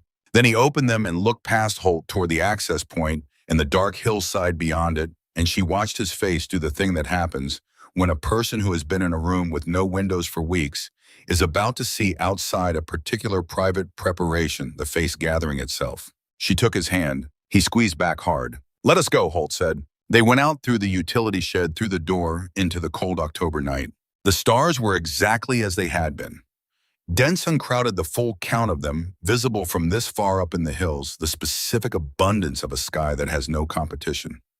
She heard Garrett make a sound when he came out into the air, not a word, just a sound low and involuntary, the sound of a chest expanding when it has been compressed for a very long time. She stood beside him and felt the cold and listened to the creek running fast somewhere to the north, spring-fed and consistent, exactly as the recording had said. Warren Cobb came out behind them in the custody of 2 Iron Cross members. He was saying nothing. He had the bearing of a man who has decided that silence is his remaining jurisdiction and is administering it with the discipline of someone who understands that the margin he is working with is extremely small. She looked at him. She did not say anything to him. There was nothing she needed to say to Warren Cobb. Everything she needed to say had already been said on 9 recordings that were currently in the hands of people who would know what to do with them. An anonymous call had gone in an hour ago. Tuck had made it from a satellite phone while they were in the trees to the FBI field office in Cincinnati, which was outside Cobb's operational network, with enough specific information about the Calloway installation's contents to guarantee that the response would not be slow. The drive back to Harlan took 83 minutes. Garrett slept against her shoulder in the back of the truck, for most of it, the immediate, complete sleep of a man whose body has finally received permission to shut down the emergency systems and begin repairs. She sat very still and did not move, and watched the mountains go by in the dark, and listened to him breathe, and thought about nothing in particular, or rather thought about everything in such equal measure that it resolved itself into a kind of stillness, a quality of presence that was the closest thing she had found in 27 years of looking to peace. Tuck drove. He did not speak. He understood what the backseat contained, and he treated the understanding with the specific respect it warranted. They pulled into the Route 9 Diner's gravel lot at 1:14 in the morning. The lights were on inside. Bobby was there. She had not called him. She had told him first thing, and she had not been able to call him because the night had been the night it was. But she saw through the window as they parked that Bobby was inside, that the lights were on, that the grill was running, because Bobby, who had been cooking in this diner for 16 years, understood that when people come back from hard things, food is the first language of return. She got Garrett out of the truck carefully, one hand on his arm, letting him find his feet in the cold night air, watching his legs remember the particular gravity of the gravel lot that he had walked across 1,000 times over 8 months of working here. He looked at the diner, at the new plywood over the repaired window, at the Route 9 sign above the door, at the light inside that said someone was in there, had stayed, was waiting. "It is the ugliest building I have ever been glad to see," he said. "I know," she said. "I thought about it," he said. "In the room, I thought about this parking lot, about the way the grill sounds from out here." He stopped. "I know it is just a diner. I know that. It is home," she said. "That is what it is." He looked at her. She pushed the door open. Bobby appeared from the kitchen, the way Bobby always appeared, in motion. Mid-task, the dish towel over his shoulder, the apron around his waist, the face of a man who has been doing the same work for so long that the work has become simply an expression of who he is. He stopped when he saw Garrett. He stood in the kitchen doorway, and he said nothing for a long moment, because there was too much to say to start with any of it. Then he said, "You look like something the creek coughed up." "Good morning to you too," Bobby, Garrett said. Bobby crossed the diner. He grabbed Garrett by both arms in the grip of someone who has been trying not to think about how this might go and is now feeling the full weight of how it went. And he held on for a moment that was not graceful, and did not try to be, and she stood beside them and felt the specific bittersweet completeness of witnessing someone else's relief and let it move through her without trying to do anything with it. The Iron Cross came in around them. 34 men filling the diner the way they had filled it that morning, completely, the air reorganizing itself around the fact of their presence. But the character of the filling is different now. This was not the compressed tension of arrival. This was something that had happened after the thing that needed to happen, the specific atmospheric difference of people who have done the work and come back. She went behind the counter. She poured coffee. She set a mug in front of Holt's stool. He sat down. He wrapped his hands around it. He looked at the counter for a moment with an expression she recognized from earlier in the day, the look of a man who is arriving at something, letting something settle. Garrett came and sat beside her in the booth behind the counter. Bobby brought food without being asked, the particular food that says someone was thinking ahead, that says someone stayed and got ready. Garrett ate with the focused, methodical attention of a body that has been running on insufficient fuel for weeks and is now finally in the presence of enough. She sat across from him and let him eat and watched his face slowly, incrementally, with each passing minute, become more like the face she had been running through her mind for 7 months to make sure she still had it right. When he was most of the way through the plate, he looked up. "Tell me," he said. She told him. She told him everything from the morning, from the first engine sound to the moment she turned the handle on the third door on the left. She told it plainly in order, without embellishment, because Garrett had always been a person who wanted the accurate version rather than the managed version. He listened the way he had always listened, completely without interrupting, processing as she went. When she got to the part about Holt, she said it carefully. "The man at the mine," she said. "In 2004, the Sizemore collapse." Garrett went still. "You told me the story," she said, "when you were 22. Right before you left for the Corps, you said there was a man who went into the failing section and pulled 3 people out. You said you had spent years thinking about him. You said he was the reason you believed some people were worth putting yourself on the line for." Garrett's eyes were very still. "It was Holt," she said. "He did not give his name. He said it did not seem like the thing that mattered. But it was him." A long silence. Garrett looked toward the counter, toward the back of Holt Briggs, who was sitting at the same stool he had been sitting at all day, drinking the same coffee, facing forward. Not performing unawareness, he had heard. She was certain he had heard. But he was giving Garrett the moment, giving him the space to receive it without having to manage someone else's presence in it. 15 years, Garrett said, very quietly, almost to himself. "Yes," she said. He sat with this for a moment. She watched him sit with it, the specific process of a person integrating something large. The way the face moves through it in stages that do not have names exactly, but that you recognize if you have spent time watching people face the things that require true processing. Then Garrett stood up, carefully, with the deliberate balance of a man whose body is still taking stock of itself, but whose intention is completely clear. He walked across the diner to the counter. He sat down on the stool beside Holt. Holt looked at him. "I should have told you who I was," Garrett said. "When I came to the club, I should have said why." Holt was quiet for a moment. "Would it have changed anything?" Garrett said. Holt looked at his coffee. He turned the mug slightly in his hands. Then he looked at Garrett directly with the full unmanaged weight of what he was. "No," he said, "but I would have come sooner." Something crossed Garrett's face. She looked away for a moment, because some things belong only to the people in them, and what passed between her brother and this man in those 7 words containing 20 years of unfinished business, and a mine collapse in 2004, and 15 months of trust, and 7 months of loss, and 1 night of recovering. What had been taken was for them, not for her. She gave them that. She picked up the coffee pot. She topped off cups down the counter. Outside, the October night was beginning its turn. Not dawn yet, it was barely 2 in the morning, but the first indication of it, the particular quality of dark that has started making its preparations, that has announced in its specific atmospheric way that it is a night which intends to become a morning. The mountains outside the window were still black, but they were black in a way that had started to have depth to it, layers, a suggestion of what would be visible when the light arrived. She stood behind her counter in the Route 9 diner, and she looked at her brother sitting beside the man who had 20 years ago and 7 months ago, and tonight been exactly where he needed to be. She looked at 34 Iron Cross members filling her diner. She looked at Bobby behind the pass-through, doing the thing Bobby had always done, which was turn whatever was happening in the room into something that could be eaten. She had spent her whole life in this building. She had for 8 months shared it with her brother.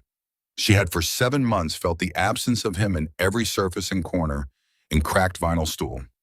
She had stood behind this counter with the grief pressed flat under her sternum and smiled at customers the way her mother had taught her, wide enough to mean it, not so wide it looked desperate. She had meant it tonight. She meant it now. The morning after the installation was a Thursday. She had not slept.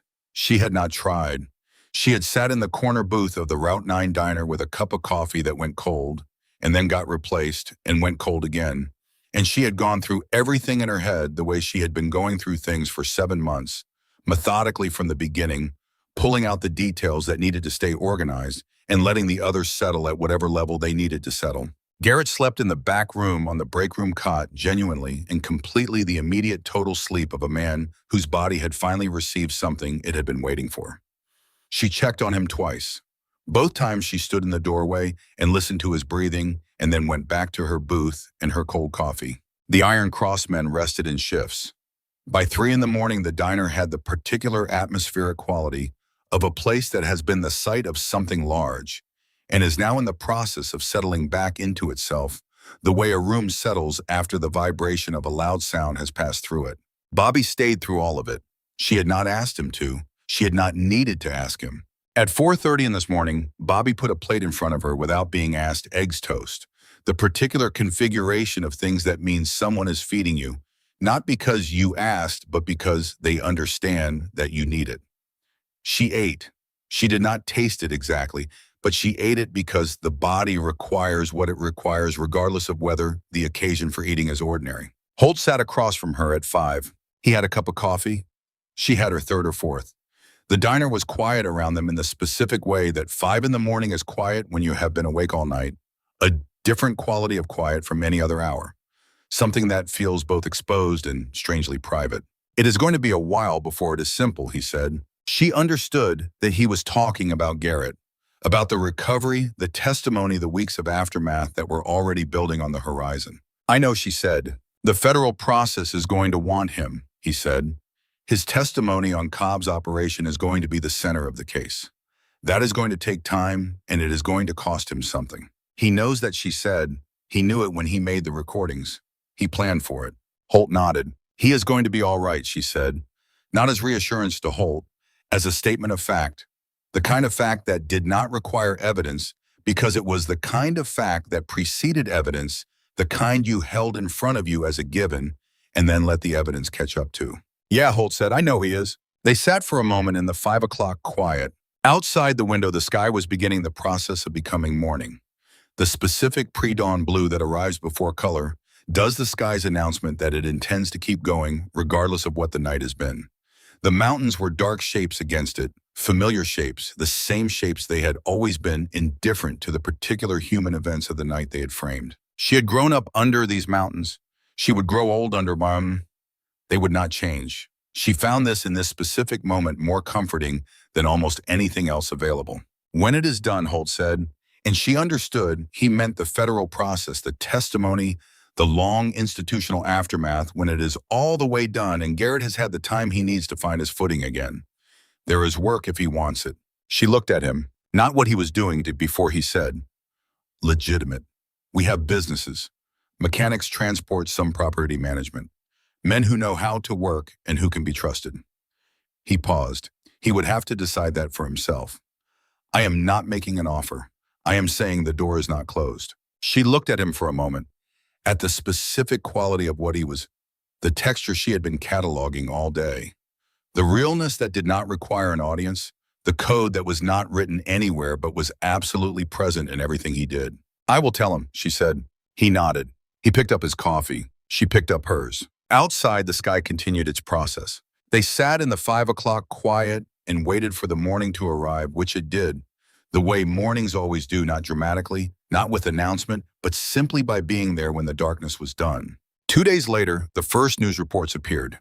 She heard them on the radio Bobby kept in the kitchen, and she came out to the counter to listen and stood there with a coffee pot in her hand, while the careful language of a federal press release described an ongoing investigation into a senior DEA EA official, an off-books facility in eastern Kentucky, years of evidence manipulation and financial crimes.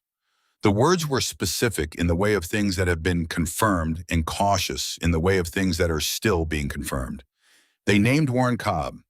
They did not name Nadia Weaver or Holt Briggs or the Iron Cross or a recorder inside a boot or a 9-word final message from a brother who trusted that his sister would look. They did not need to name any of those things. Those things had already done what they needed to do. A week after the night at the installation, she was working the morning shift. New front window replaced by the county glass shop 3 days ago. Vinyl stools repaired. The booth that had listed to the right, the one that had been turned against the door during the night Cobb's people came, had been releveled and no longer listed. She had fixed it herself in the 2 days between the installation and Garrett coming back to work, which he had done with the stubbornness of a person whose body was not fully ready and who was going to be there anyway, because being there was the right thing, and Garrett had never required that a thing be easy before he decided it was right. He was in the booth by the window. He ate his breakfast slowly with the methodical care of a body still accounting for itself. He looked out the window with the expression she had been watching him wear since the installation. The expression she understood was part of what came after. Not trauma in the dramatic sense, but the ordinary, profound strangeness of a person returned to ordinary light after a period of sustained darkness, still adjusting, still remapping. He was going to be okay. She knew this the way she knew things about him, which was completely and without room for revision. She was filling the sugar dispensers when she heard it. The sound came the way it had come that first morning through the floor. First, then the air, then the windows. The same frequency, the same depth, the same quality of presence that pushed the air in front of it. She set down the sugar canister. She looked through the window. 2 motorcycles. Just 2 rolling slowly down the state road, not stopping, not accelerating. The lead rider turned his head toward the diner as he passed. She recognized the set of his shoulders before she could see his face. The specific way Holt Briggs occupied space without ceremony, without announcement, with the absolute economy of a man who has never needed to perform anything he was. He did not stop. He did not wave. He did not make the gesture that would have required acknowledgement, that would have pulled the moment into the social dimension and required something from both of them.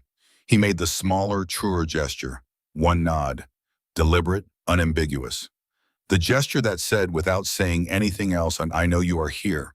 I know what you are. She nodded back. He rode on. Behind her, the diner continued its morning. The coffee brewing, the grill heating, Bobby starting his familiar rhythm in the kitchen. A couple at the counter, travelers she had never seen before, people that Route 9 delivered without context or announcement, the way roads had always delivered people to places that happened to be in their path. She picked up the coffee pot. Anything else, she said to the couple. The woman smiled. Just the check. We have got miles to cover. Do not we all, Nadia said. She wrote it out. She set it on the counter. She turned back toward the kitchen window, and she saw Garrett watching her from the corner booth. He had been watching, she understood, since the 2 motorcycles went past. He had not said anything. He had just watched. You okay, she said. He looked at her with the look he had been wearing since the installation. The gratitude and something more complicated than gratitude. The specific expression of a person who went into the dark expecting not to come back, and who came back and who is still discovering, increment by increment, what to do with that. Working on it, he said. She almost smiled. Good enough, she said. She poured his coffee. She went back to work. Outside, the October morning was doing what Kentucky October mornings do, arriving with a clean, cold, complete certainty that had no self-consciousness about its own beauty. The mountains rose on all sides in the colors of the season, the ridgeline going rust and gold, and the particular deep red of maples that have decided to go out memorably. The state road ran through it all, straight and ordinary, carrying whoever was going wherever they were going. Somewhere north, 2 motorcycles were riding through that same morning. The Route 9 diner sat on the road and did what it had always done. It held its ground. It kept its lights on. It fed whoever came through the door. Nadia Weaver worked her shift. She had always been good at the functional, at the part of being a person that involved motion tasks, the small increments of ordinary continuity. She had been good at it in the year after her father died, good at it in 7 months of looking for her brother, good at it on the most extreme night of her life. She was good at it now. The ceiling fan overhead did its slow rotation. The coffee brewed. The grill heated. Bobby sang something in the kitchen. something off-key, and entirely without self-consciousness. The way Bobby always sang when the morning was settled and the work was straightforward, and there was nothing in the room that required him to be anything other than exactly who he was. She listened to it. She let it mean what it meant. She had learned in the last 7 months that meaning was not a fixed quantity, that the same things could hold more of it or less depending on what you had been through to get to them, what it had cost to be in the place where you could receive them. That ordinary sounds, a grill, a coffee pot, a ceiling fan could carry on the right morning the full weight of everything that had been risked to be in their presence. This was the right morning. She stood behind the counter of her diner and she let it be exactly that. The federal investigation moved in the ways that federal investigations move slowly on the surface and very fast underneath through channels and the specific architecture of institutional response that exists in the spaces between what is publicly reported and what is actually happening. She knew this partly from what Holt had told her about how the information from the Calloway servers would surface, and partly from what she saw in the news over the following weeks, the careful, incremental way the story built. Warren Cobb's arrest was confirmed 11 days after the installation. The charges were specific and numerous and carried the particular legal weight of things documented over 3 years by someone who understood that the record might be all that survived. She read the press release standing at the counter during a slow Tuesday morning, and she felt when she set her phone down a specific unornamented satisfaction that was not triumph and was not joy, but was the feeling of a thing having ended the way it needed to end. She called Garrett. He was in the booth by the window. "Did you see?" she said. "Yeah," he said. 11 charges, she said. "I counted," he said. She went back to work. Tuck Donovan came in on a Wednesday afternoon 2 weeks later alone, no ceremony, and sat at the counter and ordered coffee and a piece of Bobby's apple pie and said while eating it with the focused appreciation of someone who had been thinking about pie for some time, "The situation with Dex is resolved." She said, "I understand." He ate his pie. He said, "Holt wanted you to know that the USB recording has been formally presented to the Independent Review Board. Through a third party, it will be part of the official record." "Good," she said. "He also wanted you to know," Tuck said, "that what Garrett did, the 9 months of documentation, the recordings, the whole thing, it is going to matter. It is already mattering. 3 other operations have been flagged for review based on what was on those servers." She absorbed this. She thought about Garrett in his apartment alone, afraid in the controlled, deliberate way the recordings made audible, saying the things that needed to be on record before he ran out of time. "He would say it was worth it," she said. "I want to be clear that I disagree with him about that." Tuck looked at her. "But it mattered," she said, "and he knew it would matter. That is why he did it." She paused. "He has always been like that, since we were kids. Longer view than anyone else in the room." "Yeah," Tuck said. "I know." He was quiet for a moment. "He is going to be okay." "Yes," she said. Without qualification, "He is going to be okay." Tuck nodded. He finished his pie. He left a 20 on the counter, which was twice the cost, and was gone before she could comment on it. She put the 20 in the tip jar. She poured herself a cup of coffee. She stood at the counter and looked out the window at the state road and the mountains beyond it, at the particular quality of the November light that had replaced October, while she was not paying attention, that had come in while she was busy with other things and had changed the character of the view outside the window, with the specific quiet authority of a season that does not announce itself but simply arrives. She was 27 years old. She had found her brother. She had stood behind this counter through the most consequential morning of her life. She had poured coffee and held her ground and done the thing that needed to be done. Her father would have said she had done what the situation called for, which was the only frame that had ever mattered to him. Not heroism, not bravery as a category, but the specific ordinary action of a person who sees what the moment requires and does it. She thought he would have been proud. The ceiling fan clicked. The coffee brewed. Garrett came out of the back hallway and behind the counter and stood beside her with his own cup and looked out the same window and said nothing, because no particular thing needed to be said. They stood like that for a while. The November morning sat on the county road in the mountains and the gravel lot. The diner held its ground the way it had always held its ground, the way places that belong to people who intend to stay in them always do. And Nadia Weaver stood behind her counter and let the morning be what it was, ordinary, clean, completely sufficient, and picked up the coffee pot and got back to work. She thought about what had changed and what had not in the days that followed. The diner was the same. The cracked vinyl on the far stool had not repaired itself. The ceiling fan still clicked on every third rotation. the same rhythm it had maintained since before she started working here. The coffee from the back pot was still 30 seconds stronger than the front pot. The booth that had listed to the right had finally been fixed, which was new, but it had been fixed by her own hands with a level and a screwdriver on a quiet Tuesday morning. So in a sense, it was not new at all. It was the same booth finally receiving what it had always been owed. What had changed was harder to name directly. She had spent some time trying to name it. Not obsessively, not in the searching, compulsive way she had spent 7 months trying to find Garrett. More the way you do when something real has happened to you and you are trying to understand what to call it, not to classify or contain it, but simply to carry it more accurately. She was not the same person she had been the morning of the day the Iron Cross came. She was also foundationally exactly the same person.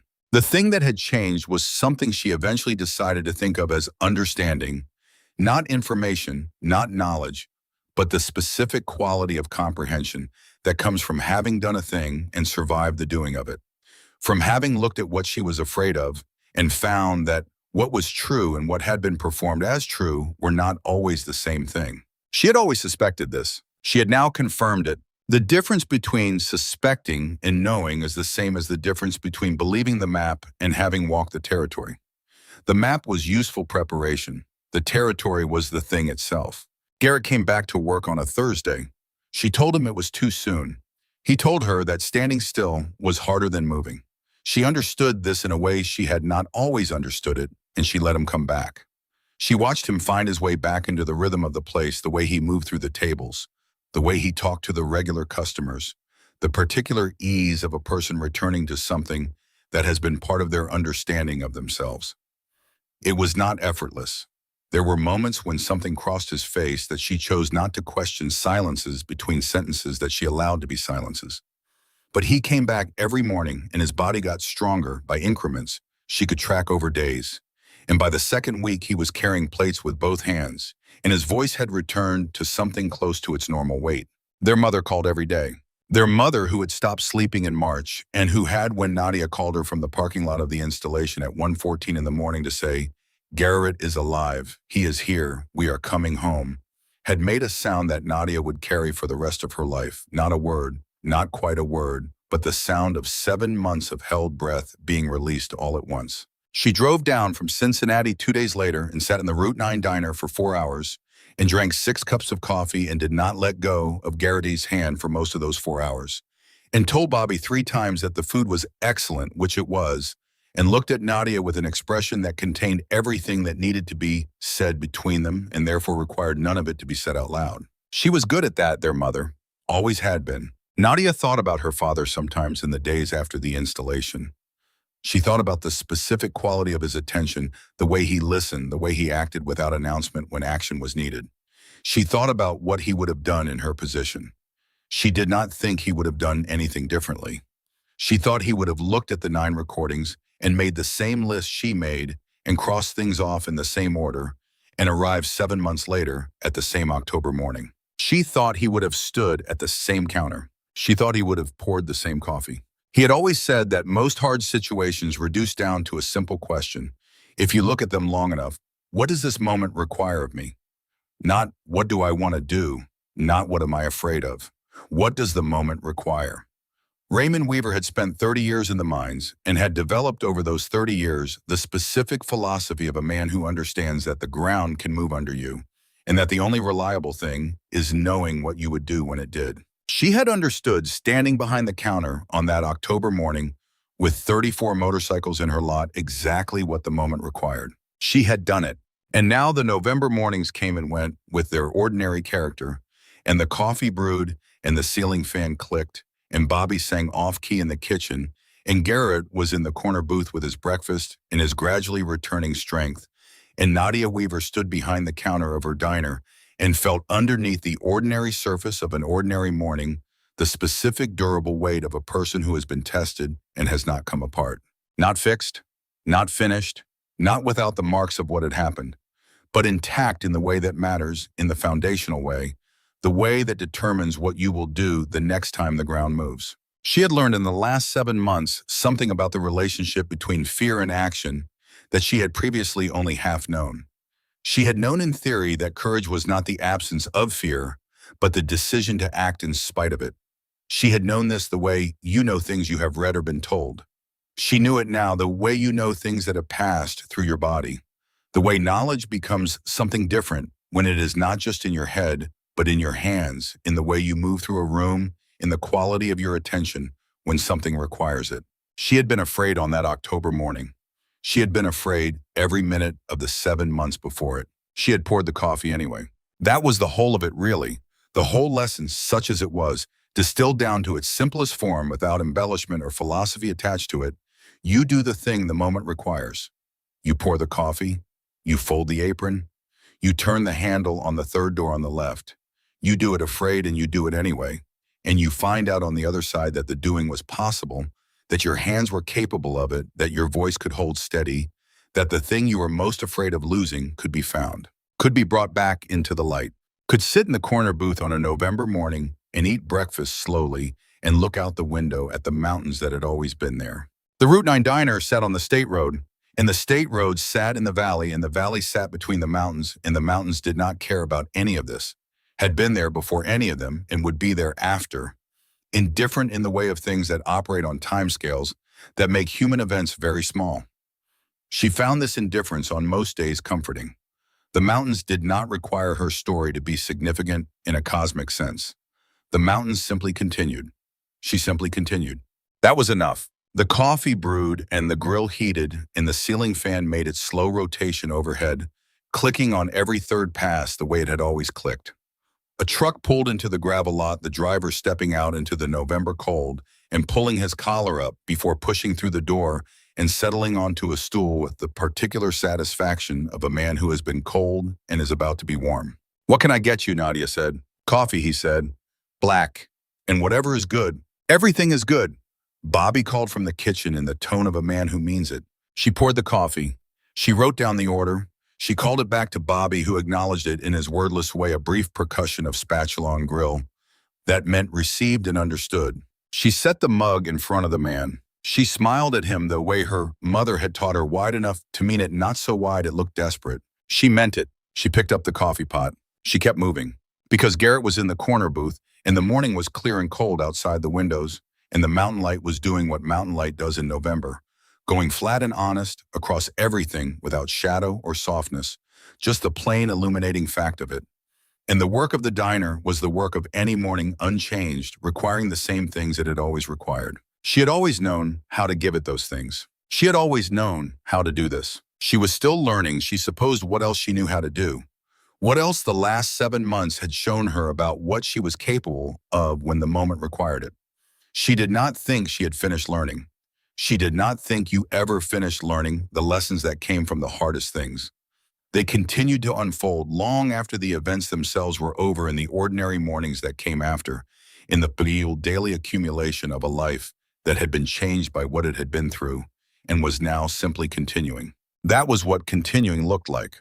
A diner, a counter, a coffee pot, a brother in the corner booth. The mountains outside going flat and honest in the November light. She stood behind her counter and she let it be exactly what it was. She also thought in those November mornings about what it meant to trust people you had been told not to trust. Harlan County had its own long education about that, a place that had spent generations being told that the systems in place were there to protect it, and that had spent those same generations watching the systems in place do the opposite, had developed a particular and hard-won skepticism about the difference between official protection and actual protection. She had grown up in that skepticism the way you grow up in a landscape, absorbing it without always being conscious of the absorption, carrying it in the specific way you carry the things that have been true your whole life. And then one October morning, 34 men in iron cross cuts had ridden into her lot, and she had found out that the skepticism ran in both directions. That the category of people you could trust was not determined by who wore a badge and who did not.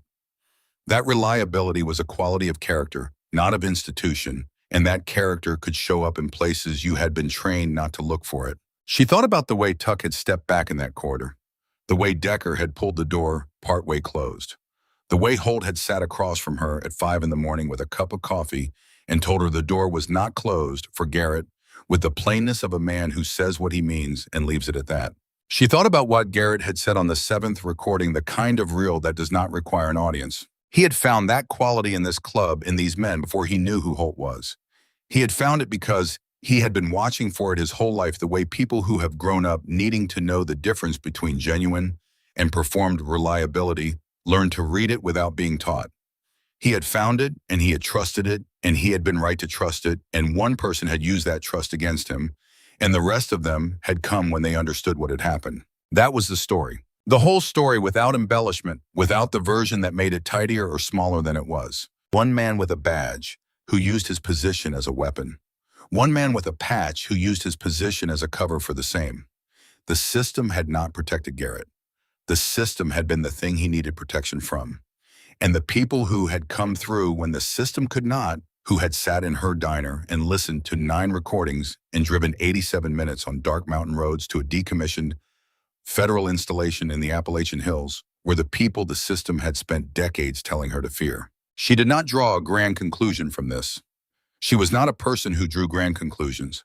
She was a person who worked the morning shift and kept the grill running and poured coffee for whoever came through the door and took note of what the evidence actually showed as opposed to what she had been told it would show. The evidence showed some people are reliable and some people are not, and the category they officially belong to tells you less than you think it does. And the only way to know the difference is to pay attention over time to what their actions actually are. She had paid attention. She had taken note. She would keep doing both. Outside the window, the November morning continued its business, indifferent and beautiful. The light going that particular angle across the valley floor, that meant it was getting toward 9 o'clock, and the breakfast rush would soon be over, and the mid-morning quiet would settle in, the specific quiet of a diner between rushes, when the work slows and you can hear the building itself, the small sounds it makes, just existing, the click of the ceiling fan, and the low hum of the refrigerator, and the occasional tick of the heating system in the walls. She had spent more hours inside this building than inside any other structure in her life. She knew its sounds the way she knew her own voice. She knew when something was running right and when something had shifted and needed attention. She knew its rhythms and its particular moods and the way the light came through the west windows in the afternoon and the way the morning light did what it was doing right now, laying itself flat across the counter in a long, pale rectangle that moved in increments toward the pass-through as the day progressed. She had never taken any of this for granted. She took it even less for granted now. Garrett looked up from the corner booth and caught her eye, and for a moment they simply looked at each other across the length of the diner, across the distance between the counter and the window booth, across everything that the last 7 months had been, and everything that this November morning was, which was ordinary and unremarkable and completely sufficient. He raised his coffee cup slightly in a gesture that was too small to be a toast and too deliberate to be nothing. She raised the coffee pot in return. He went back to his breakfast. She went back to work. The ceiling fan clicked. The morning held its ground, and she thought on those mornings that she had also learned something about what it meant to wait. 7 months was a long time to wait without confirmation, without the specific mercy of knowing, which is different from hoping. Knowing requires evidence, requires something to hold on to, while hoping requires only the refusal to stop. She had been doing both simultaneously, had been sustaining the knowing in the absence of the evidence by the sheer force of what she understood about her brother, that he did not give up, that he had planned for her to look, that he had put 9 recordings in a boot and trusted the person who would find them. She had carried that trust for 7 months like a second weight on top of the grief, like something she was responsible for not dropping. If she let go of the certainty that he was alive, she was not just failing herself, she was failing him. She was putting down the thing he had handed to her. She had not put it down. She had worked every shift and filed every report and listened to 9 recordings 67 times and stood at the counter of the Route 9 diner on an October morning with 34 Iron Cross motorcycles in the lot, and she had picked up the coffee pot. And now he was in the corner booth, and the ceiling fan clicked, and the morning held its ground. She thought her father would have understood the logic of it. He had operated on the same logic his whole life in the mines and at home and in the specific small situations of an ordinary life where the question of what the moment required had presented itself in less dramatic but equally real terms. The accumulated small decisions that made up a life of integrity. The practice of it every day in the ordinary situations where no one would have noticed if you had chosen otherwise. She was his daughter. She had always known what to do. She had simply needed a situation large enough to show her clearly that she knew it. The morning rush began to wind down toward 10 o'clock. The couple at the counter paid and left with the unhurried efficiency of people who had somewhere to be, but were not in a hurry to get there, which was a quality she had always appreciated in travelers. The truck driver finished his second cup and his eggs and left a good tip and said on his way out, "Good coffee," which was the highest form of compliment available in this context, and which she received with the quiet satisfaction it deserved. Bobby put on a fresh pot. She wiped down the counter. Outside, the county road was doing what county roads do in November in Kentucky, carrying the occasional vehicle through the cold morning light in the direction of wherever that vehicle was going. A mail truck, a flatbed, a woman in a small sedan who slowed slightly as she passed the diner, not stopping, just looking, and then continuing on. She watched the road and thought about nothing in particular, and everything in general the way you do when the work is familiar and the hands know what to do, and the mind is free to move at its own pace without being needed for anything specific. She thought about next year. She had not let herself think about next year for 7 months, had been operating in a deliberately compressed time frame, day by day, shift by shift, the tunnel vision of a person who cannot afford to look too far ahead, because looking too far ahead means seeing all the distances that might have to be crossed, and that is too much. You cross one distance at a time. You do the next thing. You fold the apron and pick up the coffee pot and keep the engine running. But now it was November and Garrett was in the corner booth, and she allowed herself, for the first time in 7 months, to extend her vision past today and tomorrow and this week and into the slightly further distance of what next year might look like. The diner would be the same. The diner was always the same, which was one of the things she valued about it. She would work the morning shift. Bobby would cook. The ceiling fan would click on every third rotation. The coffee from the back pot would be 30 seconds stronger than the front pot.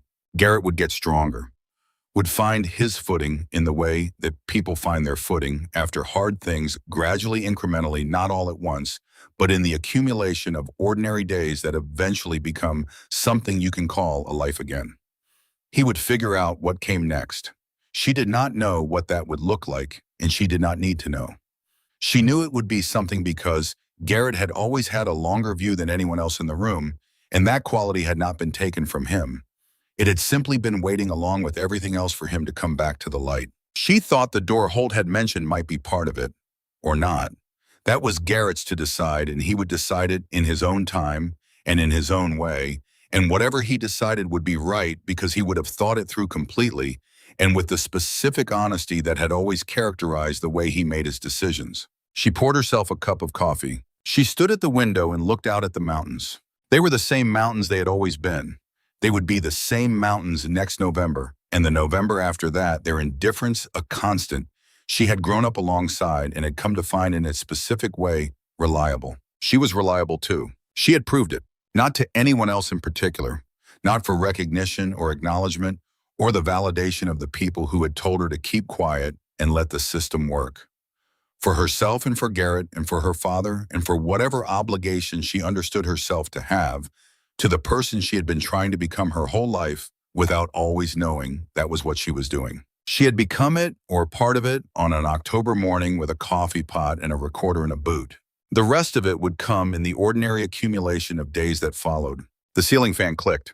The coffee brewed. The morning held its ground and she held hers, and that was the whole of it, and it was enough.